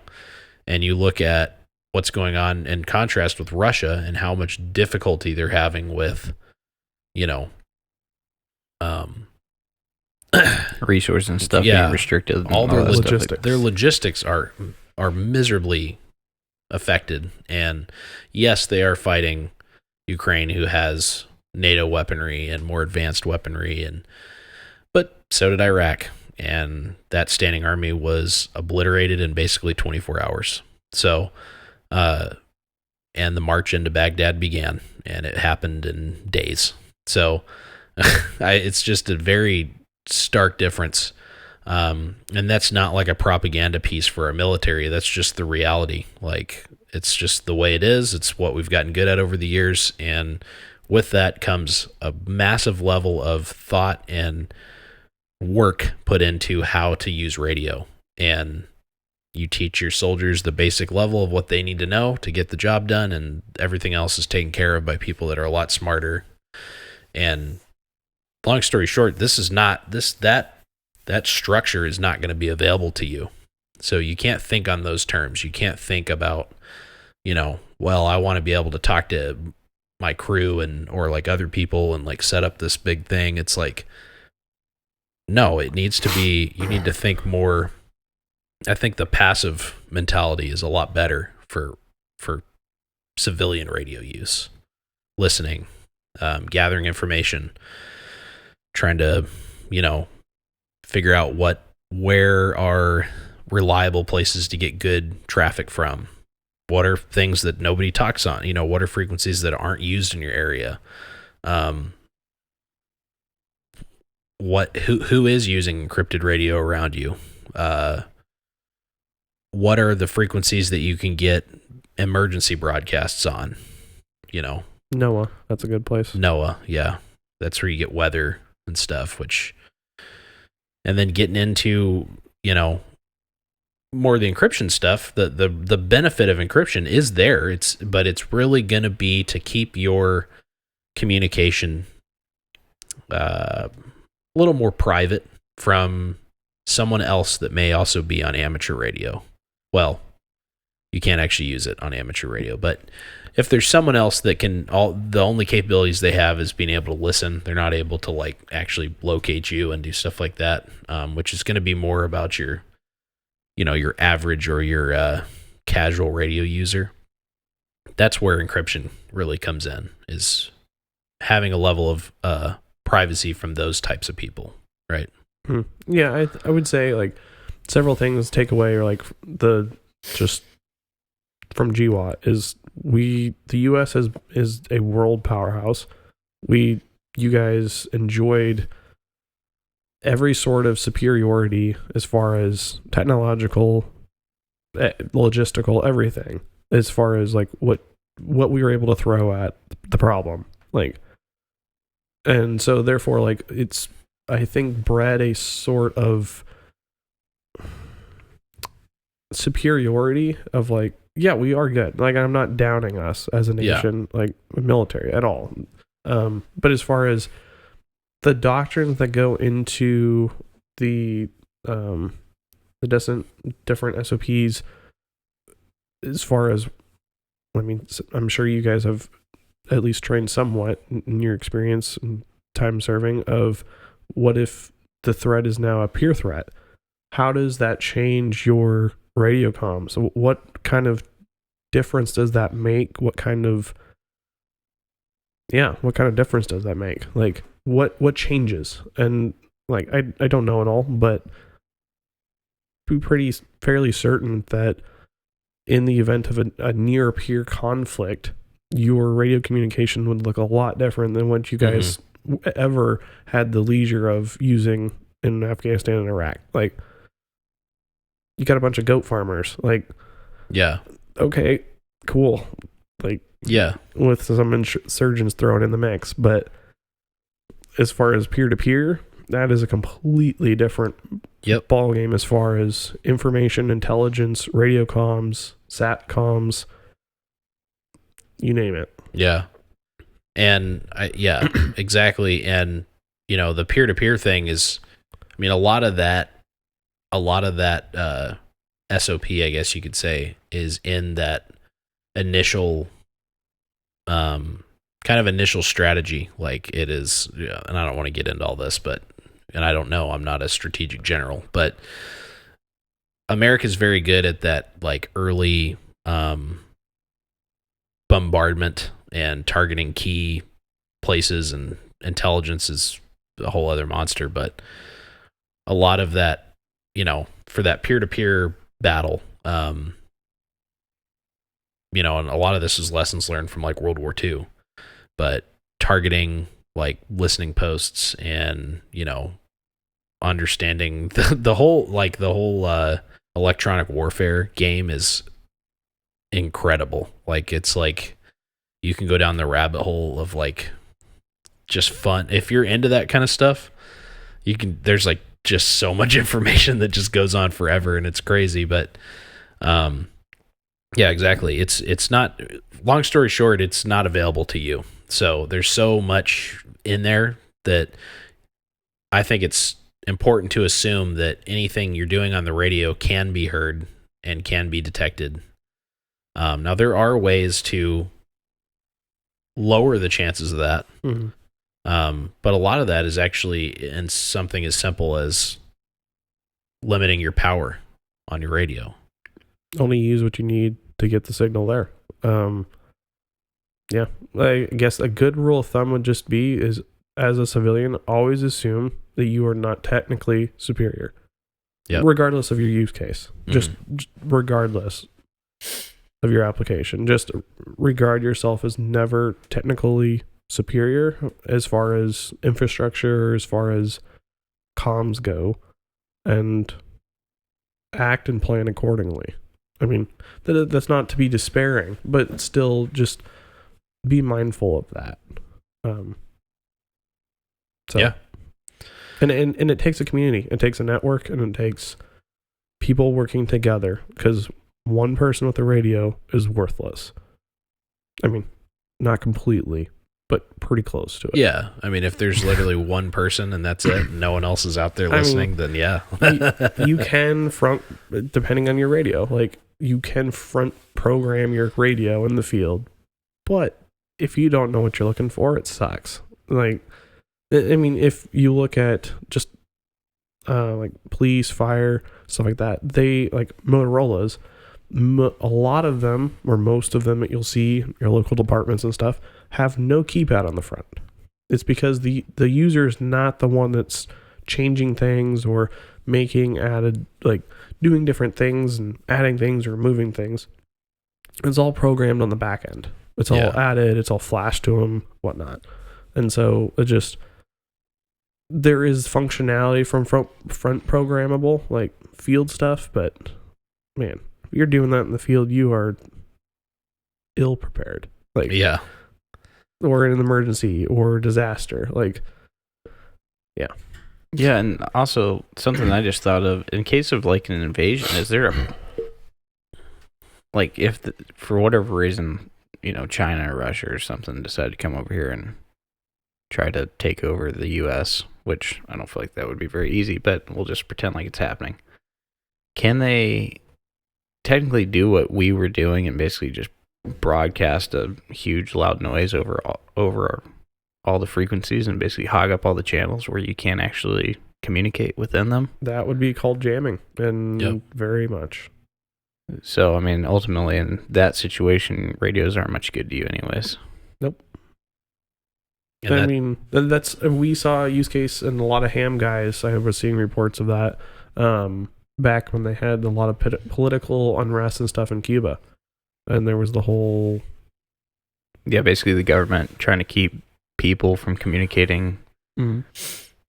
And they literally were blotting out the 40 centimeter frequency band. Like, the ham radio guys all over the nation were like, hey, and they were able to identify right exactly where it was coming from, as far as there was a giant dead spot of our communications. Like, we can't get radio signal over Cuba because, like, transmitting long range country to country, they're like, we can't get it through. Like, there is a dead spot. They are jamming the signal of this, which is a common ham frequency, and so they were trying to prevent information from actually leaving the country of Cuba during that time by jamming ham frequencies, which should be a red flag to all the other governments. Like, there's something weird going on here, obviously. Yeah, but that's just a good example of jamming. Like, you see, I mean, there's more local levels of that. You can, jamming is not legal.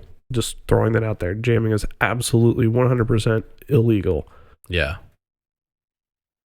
But from the military perspective, it's a major tactic. And I was about to say, and in civil unrest and where there's no actual control by, you know, the government or whatever it may be, you know, like if, you know, supply lines were cut off and everything kind of went downhill, you know, legality problems probably no one's really too concerned about anyways at that point. Yeah. Information is control. And if you control the information, well, then you control or have control or closer to it. Yep. Knowledge is power. Let's try what I was trying to say. There you go. So, getting in a little bit to, we kind of mentioned it earlier, or we made reference to it, but so let's say you buy a Baofeng radio and you get it I said earlier that most radios come out of the box with frequencies already in them, but it's not like I think this is another thing that people need clarification on. You buy a walkie-talkie from the store. We talked about it earlier, but it's got the FRS, the 22 channels of FRS frequencies pre-programmed on it, and they're locked in on those. You can't change it. There's no program features on being able to change it. I mean, I'm sure you can somehow with some of them, but I don't know if does every single one have all 22 though. There's some that are like 15 or 17.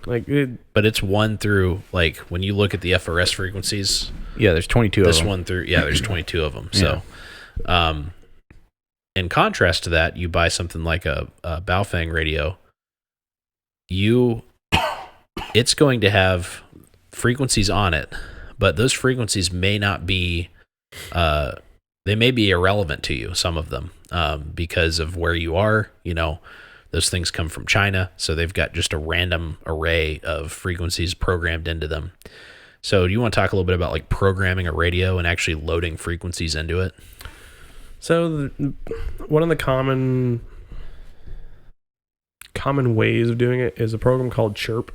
It's not for every radio. Certain ones like Motorola is notorious for their own proprietary stuff, so that's a completely different ballgame. But as far as Baofengs go, Chirp is the program to use for that. Make sure you have the right programming cable, and it's a fairly simple process. You'll need a computer, plug it in via USB. So it's a pretty simple process.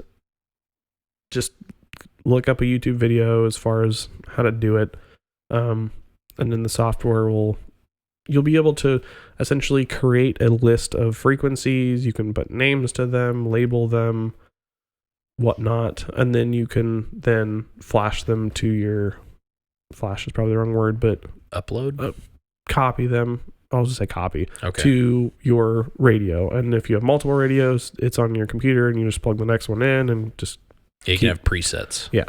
Then just keep uploading. So, I mean, or copying. So it's pretty simple as far as that regard. But again, you have to have a rhyme and a reason for what frequencies you're plugging in. I mean, you can always type in the frequency you want to in the field, but it is not, and it is a headache to do so and to then save it. And it's much easier to do it on the software end as far as just plugging it in, telling it which ones, telling it names.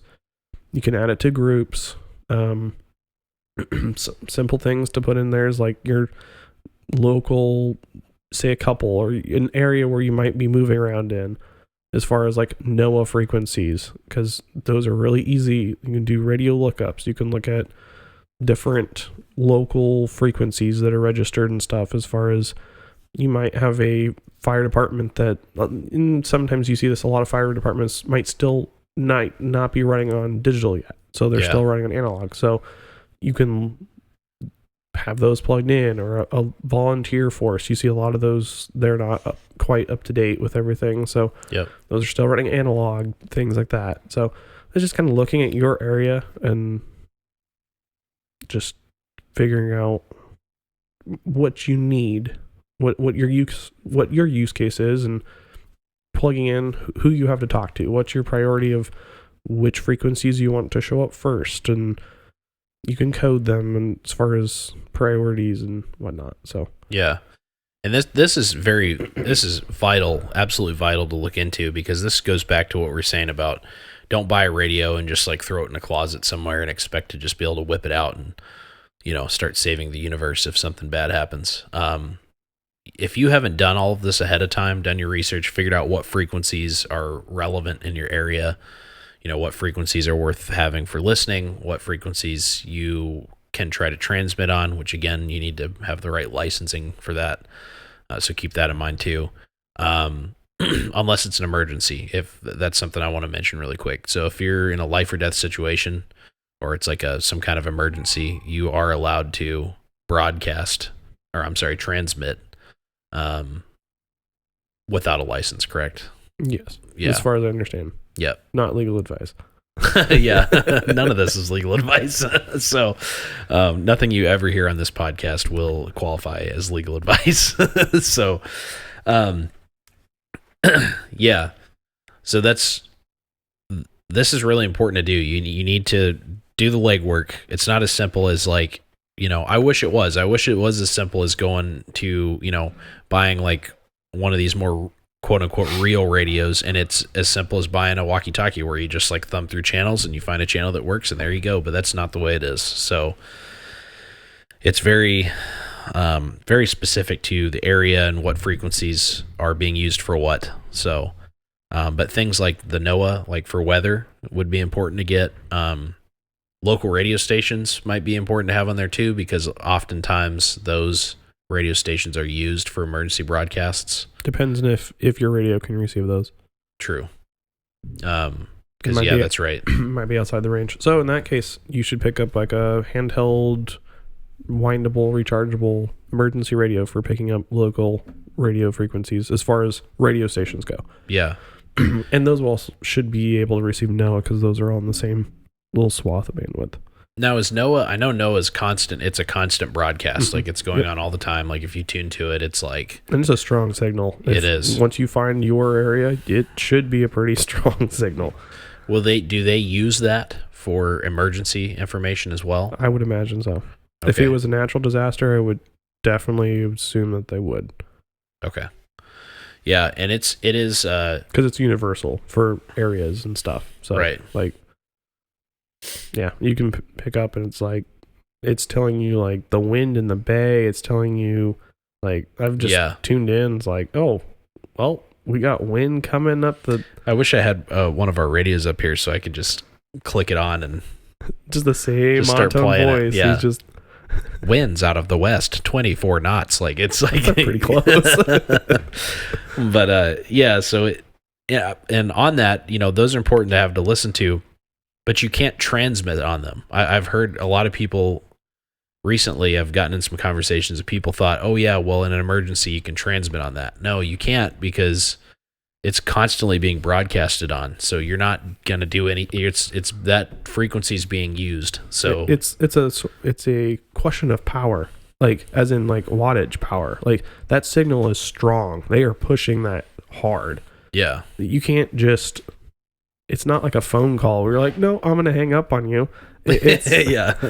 There is a signal there, and for you to get yours out, or for yours to be heard, I should say, you have to have the stronger signal. Yeah. At which point now you are guilty of jamming a national frequency. I would certainly not recommend that. I would. One, it won't work. Two, no. Yeah. But I bring that up to point out that do your homework, because asking for help on the radio, if you're one of those people that were of the assumption, and it's a fair assumption if you don't understand how radio transmissions and receiving works, that hey, it's a national broadcast. I can just, if I'm in help and I'm in danger, I can transmit on that, and no one's going to hear it. It's going to do nothing for you. So do your homework, figure out what frequencies work. It's also important we talked about repeater towers earlier. They have the listening and the transmitting frequencies. So having both of those so you can listen to traffic being sent out on the repeater towers, but also knowing how to talk to the repeater tower, because that's a more likely way, that you could maybe ask for help in the case of an emergency. And that's more nuanced because you have to, some of those repeaters have CTCSS codes, code plugs or whatnot. So sometimes, or tones. So that's not the worst thing in the world. Like, it's certainly not encryption, but you just have to know what you're doing in order to connect and to. So your best bet is, like, if you're not prepared, is listening. Like, yeah, that's about probably what you're going to be able to do if you don't already know how to do it and you haven't already connected to it. And connecting repeaters is a ham thing. So just keep that in mind, or it falls into the technician license, I believe. So, yep. And tone is also handled when you program your radio, like that when you're loading in frequencies. Mhm. It'll have a section, like if you do use the Chirp software, It's which is free. free, by the way. Yeah. What the heck? But yeah, it'll have a section in there for tone, and then you can make sure you get the right tone in there, and it'll communicate to your radio what Andrew was just talking about and allow it to do what it needs to do. And that code stuff can be found on website. Just lost it. Yeah, I couldn't remember it either earlier. I should have wrote that one It's down. not radio lookup. It's something like that. But it'll have a list of the receiver or the. What are we talking about? Repeaters? Yeah. Yeah. We'll have a list of the repeaters in your area. Like we'll have a name Mm-hmm. for them. It'll have the CT, CSS tone thing for that you'll need, because that's what you would need if you're going to use those to plug in a chirp. So Yeah. that is where that information is there. Like anything that's registered, that is where its information is going to be. You can find a lot of your local agencies as far as fire, police, because it's public information. And so, I mean, it will tell you whether or not it's encrypted or not. Or you'll be listening and find out really quickly. But those are, let me see if I can find it while you're talking. So Yeah. Yeah, if you just Google like frequencies in my area, it'll pull up one of these websites we're talking about. And the one that I can't remember the name to is it has like a map, and so you actually like click on your state, and then you can get more specific, and once you get in the state, you can click on your actual like, you know, area or county or borough or whatever city, and radioreference.com. that's it, radioreference.com. So and it'll actually work with Chirp too. So if you pay for a certain service, it'll actually automatically upload this information or flash the information over to copy. It's Copy. download. Well, Okay. first you have to download the information from To Chirp, right? to Chirp. Yeah, from Radio Reference to Chirp. Yeah, And and then it will autofill all those tones, make sure it gets all in the right boxes, yada yada yada. And then can't you build a template off of it? And Yep. that way you can do multiple radios, like Yep. all the same. which is what we did. So, yeah. And you can also do it manually, which is what I did. So I didn't have to pay for it. Yeah, I did You too. can literally copy paste the frequencies over. It takes a little more time. But like Steven said, once you have it done, you know, and it's a good system, you can which I don't think my system is good, and Mr. Andrew's going to take a look at all of our radios and reprogram them probably, but I mean it works okay. But yeah, you can absolutely create presets, and then all it takes is you plugging in the radio and doing it. Now each radio will be a little different, so and Chirp, like Andrew said, doesn't work with all radios, Unfortunately. but they're working on it. They're constantly working on it because it's open source and stuff, and people are kind of adding to it. And Open source is pretty amazing. yeah, it's pretty cool. So, so yeah, kind of as we start to come to a head here, I know this has been a lot of information, and it's just the nature of it. But let's talk about some practical uses on like radios in general, and then some general things that you need to know. So, let's say you've got your radio, you've got your Baofeng UV5R, or you've got a Yaesu or whatever. Well, that's getting into the maybe getting into the more digital stuff, but you get an analog radio. We'll start with analog, keep it simple for now. What are some practical uses? So we obviously talked about emergencies. Like that's like the biggest one. That's the whole reason, emergency and trying to get information, stay up to date on things that are going on. If the cellular network has gone down, because as I'm sure we all know, a lot of the emergency broadcasting is done through cell phones nowadays. So you'll get like your little message, and your phone will make all kinds of crazy noises, and it'll say whatever it says. Get to safety. Yeah, like Tsunami. we get tsunami warnings a lot here because an earthquake will happen somewhere in the inlet, and we see it, and we literally all go, yeah, whatever, because it's which probably isn't smart, but it's because they get here and it's like a foot wave. And Yeah, it's I think we're fine due to location. yeah, we're high enough. But if that does go down, obviously emergencies would be a very easy practical use for radios. For more prolonged situations. Right. Like, you see that all the time with hurricanes, tornadoes. I mean, tornadoes are more, I guess, smaller scale, I guess, per se, in comparison to a hurricane. I mean, as far as mass damage and infrastructure disruption, it's more of a isolated area as far as, instead of like a widespread. It's kind of like a path instead of like an entire area. Yeah. Just getting wrecked. Yeah, because you have your hurricane. Which, I mean, tornadoes are pretty crazy. There's been some crazy yeah. tornadoes, but like the one they had just down in Tennessee area, kind of wrecked. Just wrecked house. But yeah, Literally. But yeah, obviously hurricanes. We've seen that a lot.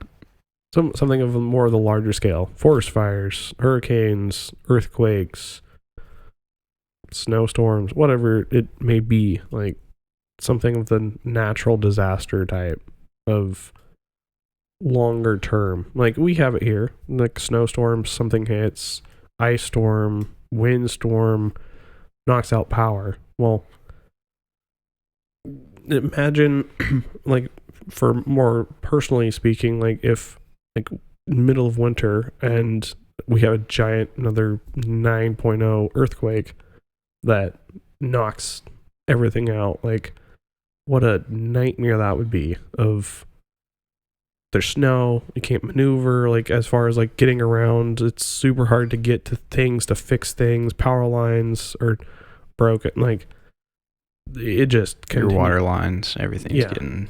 So I mean, it just continually just compounds as far as, and every day it's going to get worse and worse and worse as far as people who weren't prepared, and the strain on just your local community as far as resources, as far as needs and helps, and like, Yeah. That's crazy. Like, panic will ensue, and yeah. People that were otherwise not dangerous can become very dangerous. So, yeah. And I've noticed too that in any kind of emergency situation where communication becomes affected, the the line between sanity and insanity becomes more and more thin. Mm-hmm. So communication is a very important part of that. Another practical use would be rescue. So like if you're somewhere, also kind of falls under emergency, but if you're somewhere, you're lost or you're stranded, something along those lines, using it to try to get help is another very practical reason to have one. Are you helping to look for someone else? Right. There's that too. I mean, you see that a lot with maritime stuff, like boats or someone's in the water. Like, you'll see the Coast Guard's out there, but they're still looking with other boats in the area that are helping out, that are just volunteering. Like, you have all that communication going on too. Like, different frequency space, obviously, but it's still radio. Mm-hmm. And then a massive one, and it's kind of encompasses everything, would be just like overall coordination.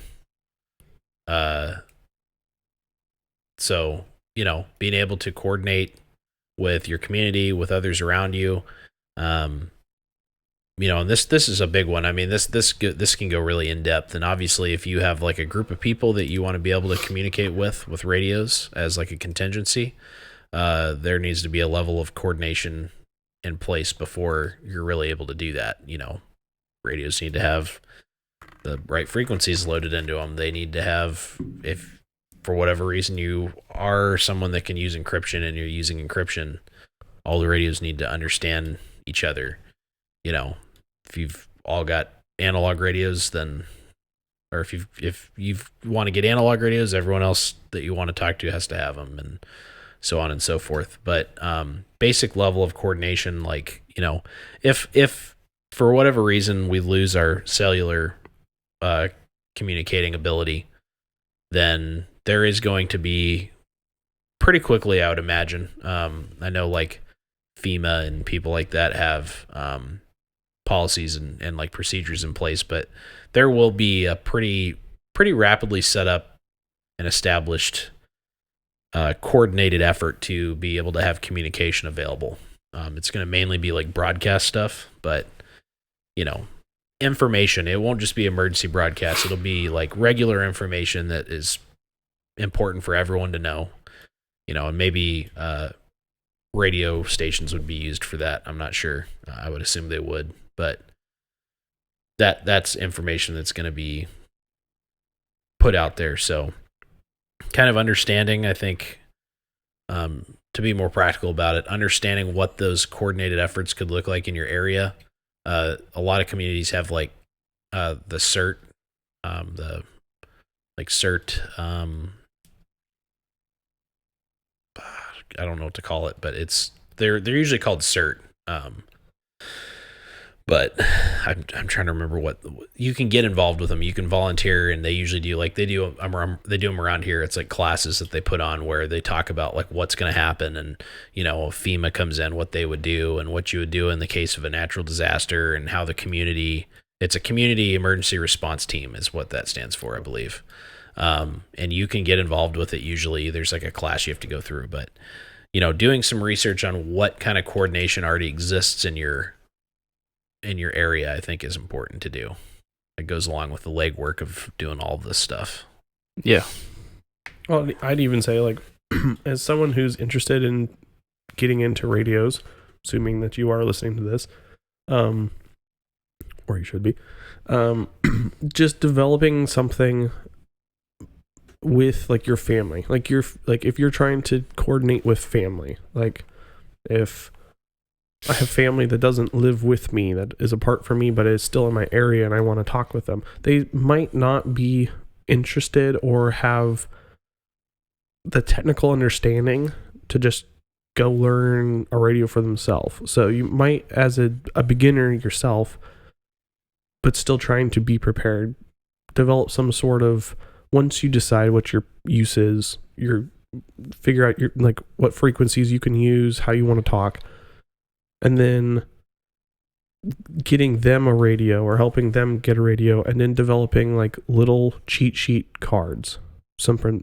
super simple, maybe laminate it, stick it with the radio, battery, whatever, as far as your emergency use case, and just so that you have a very simple plan for a disaster, of a secondary means of communication, of just, hey, something goes wrong, I'm gonna, like, this is the frequency that listen to every 3 hours at the top of the hour during this time period, and this is when we'll communicate if there's anything to be said. Because, I mean, again, you get into the whole minutia of it's emergency, it's disaster, you want to conserve energy, conserve power, etc., yada, yada, yada. But just an example of just, even because not everyone per se is going to want to get into that or want to be the radio guy.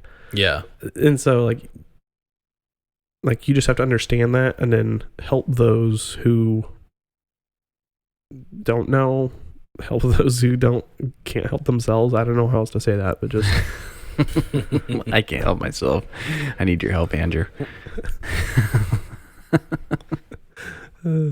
Yeah. Would you like to set up an appointment? Yeah. Yeah, exactly. I mean, that's just it. And that's where it starts. I mean, I think it's most important to start in your house, like start you and your family, and then that will, radiate out into, no pun intended, that will kind of spread into your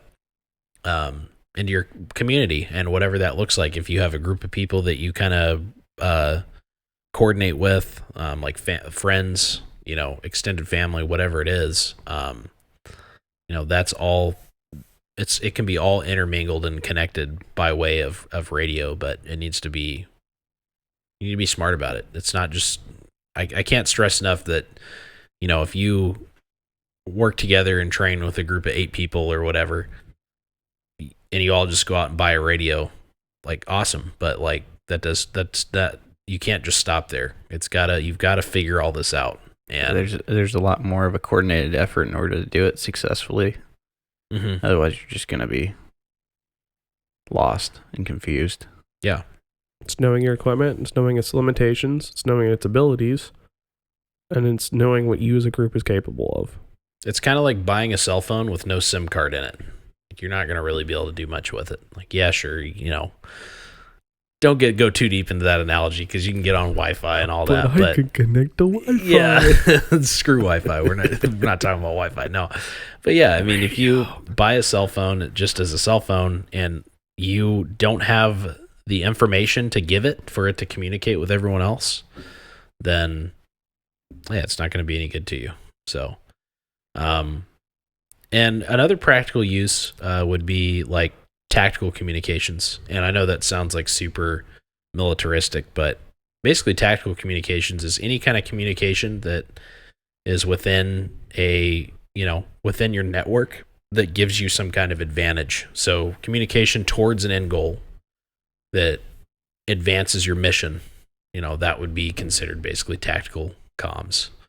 And this is really important for, if you have coordinated with a group of people that in the case of an emergency or, whatever the case may be, you're going to kind of come together and band together and be, help each other, and then also provide aid as a coordinated effort to your community to try to help, your fellow citizens and stuff like that. You got to know how to use radio together. Yeah, like from the tactical standpoint, I feel like there's a whole lot more like actually actively working on it, like within your team. You know what I mean? Mm-hmm. Like where all the other stuff is a little bit more solo, where if you actually have a good understanding of how the radio works and like different frequencies to have within your radio in case of emergencies and stuff like that, it's more, yes, it can be like you're teaching it to your group, but it's in case something was individually happening to yourself where you needed to use that for an emergency situation, as opposed to like the tactical side where you're using it as for the betterment of the group. You need to all be on the same page within that group. And the only way you're going to be able to do that is if you're actively training communications with each other. Mm-hmm.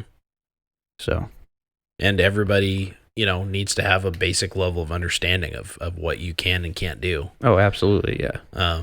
And yeah, if you've got, going back to what we talked about earlier in the podcast, strengths and weaknesses, within your group, if you form a group, which I recommend doing. I mean, that kind of goes without saying, but you should definitely, coordinate and develop with like-minded individuals. I think it's important, but rely on strengths and weaknesses. So like, Andrew's really into radios. And so he's someone that's been kind of spearheading that. And we all coordinate with him and try to figure stuff out. But ultimately, if you have someone in your group that is blessed with the mind to be able to understand it and is interested in trying to understand it, then lean into that, and if you're listening now and you are someone that's like, man, I feel like I could be that person, just jump into it. Like, start learning about it. There's so much information out there. And then, yeah, if you have a group, then be like, hey, here's what I can offer. Here's what I know. And then you can, start to kind of build off of that. But with tactical comms comes a lot more two-way conversation. Some of these other ones we were talking about, only really require listening. Rescue and stuff like that might require you to transmit, but with kind of tactical communication and coordinating in kind of a mission set environment, there is going to be times you need to transmit to other people in your team. And that's where, like Andrew mentioned earlier, that's where it's really important to understand that your signal can be picked up. It can compromise your position. This is, major issue for a tactical environment. So that's where things like low power is going to come in, keeping your signal, as low as it can be to get the information to who you need it to go to. In our reconnaissance podcast, we talked about directional comms quite a bit. If your hide site needs to send a signal back to the MSS, that's going to be a more directional. So you're not just sending out this giant signal for everyone to pick up. You're controlling it a little more, like where you need it to go. Yeah, and you're getting more range in that direction that you're you're shooting it in because you're focusing that power in that direction. Yep.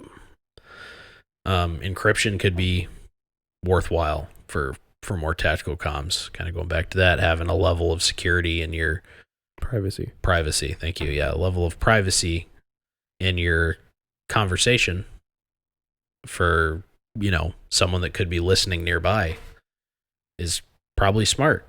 But again, it doesn't conceal you from everything.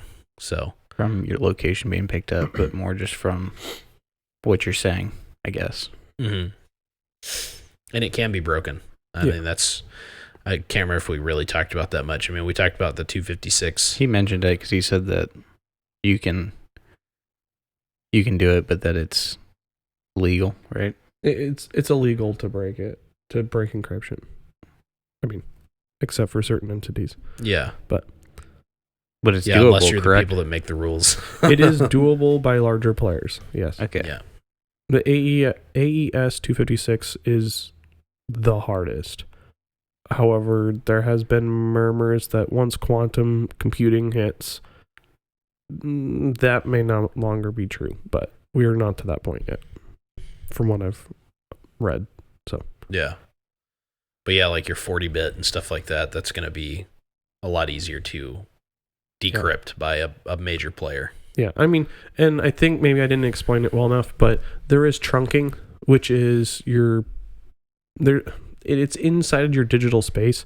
So like some of our local agencies, they do use trunking, but they do not use encryption on some of their frequencies. And so trunking, it just requires something that's able to detrunk it, such as software or another digital radio, and to program it. It's essentially programming to detrunk it to be able to listen to that communication. It's not necessarily that they're using the trunking necessarily like they're trying to hide what they're saying. It does just consolidating it.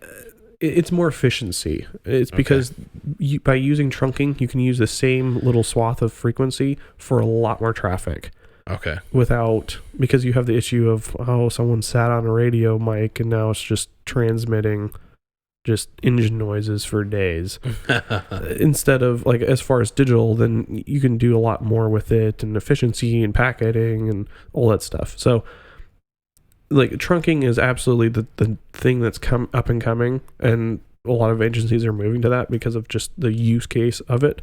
But it by no means is illegal to listen to trunked radio. It's not encrypted unless it is encrypted. And then, well, that's a completely different story. So then you can still listen to encrypted radio. You just aren't allallowed to break the encryption. You're not going to learn anything as far yeah. as like the conversation. You don't know what kind of donuts that he likes or coffee blend that he prefers. I don't know. Yeah.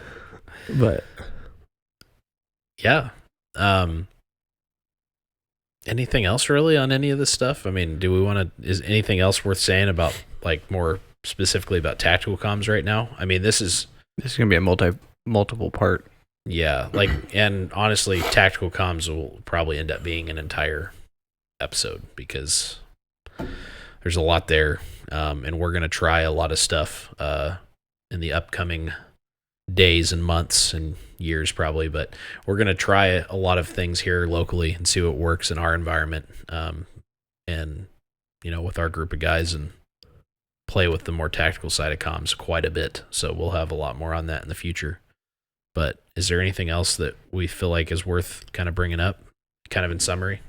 I would say it kind of went with what was said earlier, but that was a good time, is just for resources, like for learning. Mm-hmm. I would direct you to the T-Rex Arms podcast. Isaac Bodkin does that himself. He's the sole host. And he does a very excellent job on some of the radio podcasts that he's done, specifically on radios. It's like little 30-minute little chunks of breaking it down. He had one recently, a couple weeks ago, that was very excellent and kind of laying out just the three different types, three different areas of radio and their use cases. And another one is Ham Radio Crash Course. He's on YouTube. You can find him on podcasts, I believe. I know for sure YouTube. He does have a podcast, I think. But I prefer YouTube just because video and I can watch and see. But you might want to play that one on 1.2, 1.5 speed, but personal preference. But he has a ton of good information. Tons. He's probably one of the best sources out there right now. And he does a very good job at articulating it, showing it. So it depends on which one you catch. Some like are super jam packed. Other ones, I think it's more of his like live streams. He's more like laid back, and yeah. So sorry, I did not mean to taint that. So it's certainly a good place to go. And then the other one would be YouTube videos. Is the actual T-Rex arms live stream? Or it wasn't live stream. It was actual videos. And again, Isaac Bodkin did that one, and he did a very good job visually, like showing a visual representation of like network and showing how like the rings of different lines of communication work, and detailing like encryption and analog and UHF and VHF, and kind of went into the weeds. So if you want to nerd out on that, he tried to keep it simple. Like it was definitely trying to be a beginner's kind of learning, but those are certainly some good places. And there's a bunch of very techie radio guys on YouTube. Not YouTube, Instagram. Once you get into, if you want to get on there, and one of them is a Terminal Armament, and he does a lot of stuff with SDRs, radios. Kind of once you start from there, you'll probably be directed to a bunch of other different pages, or see links to other people that talk about it, and so it shouldn't be too hard to find that space. But yeah, a lot of good information and resources there, and I mean, you will be more than content with the information that you learn, and much, much more. So. Yeah, I mean, just like we're directing you to other resources now, you go to those places and you're going to get directed to additional resources. And yeah, there's a lot of places now, which is awesome. And it's gotten even more so in the last couple of years, really, since like, once COVID kind of happened and stuff like that, you started seeing it crop up a lot more. I think people, again, I already mentioned this, but they're starting to see the importance of it. You can't just rely on all of our first world infrastructure all the time. You got to have some backup plans, and also have ways to intentionally not use the network that is provided to us. Our cell phones are passively sending out information all the time.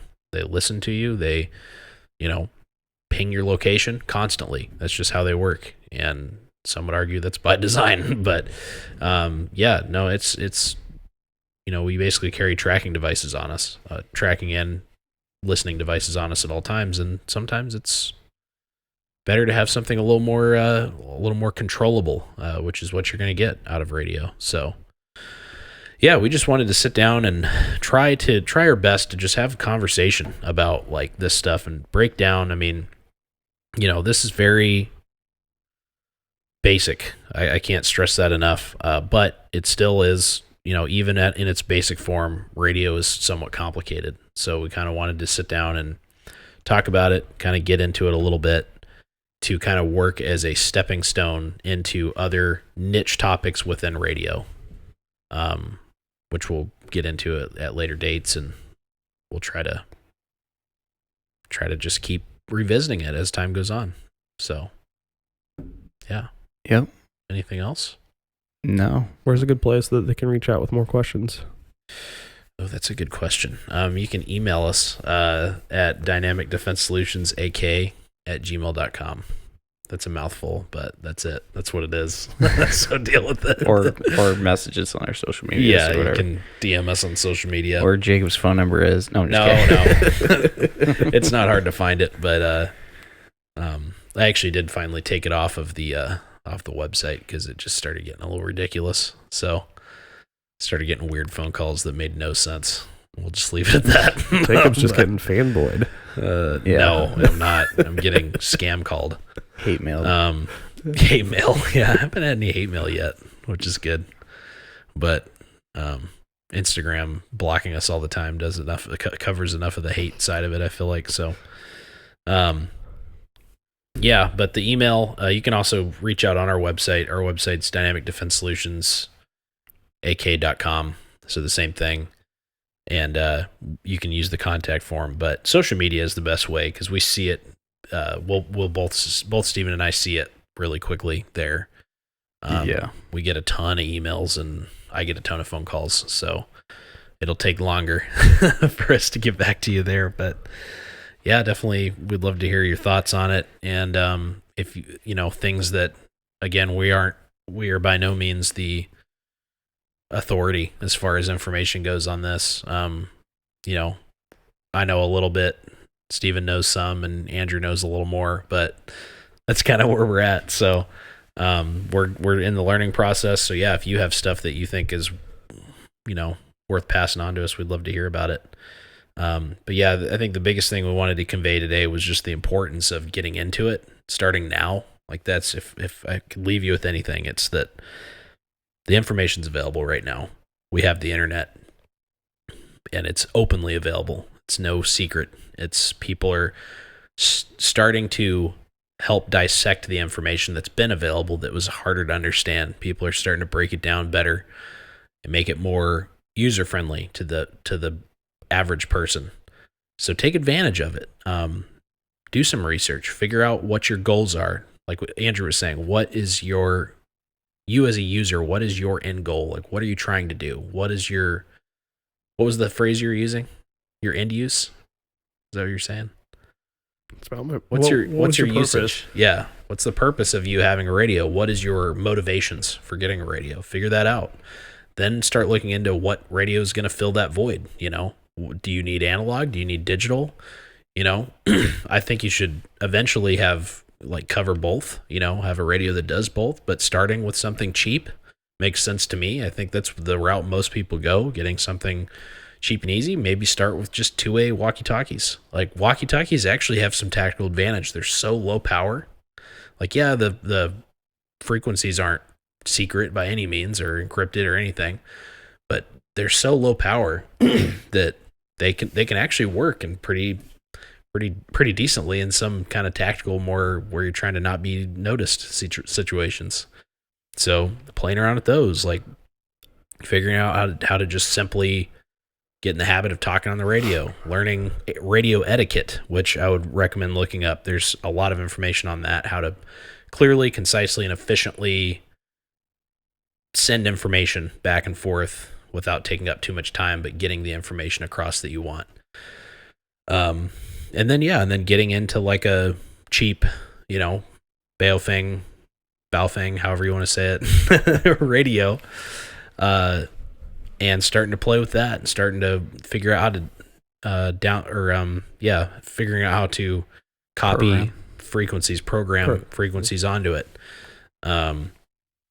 Trying to figure out what, you know, using resources online to figure out what frequencies are worthwhile in your area, what you can listen to, what you can't, that you can't understand, you know, all that kind of stuff. Start figuring that out now. And then the more you go into it, the more it's going to open up this whole world of possibilities with the radio, because radio is doing pretty much everything around us. Like you will listen to this now on some form of radio. So radio waves were involved in the creation of this podcast.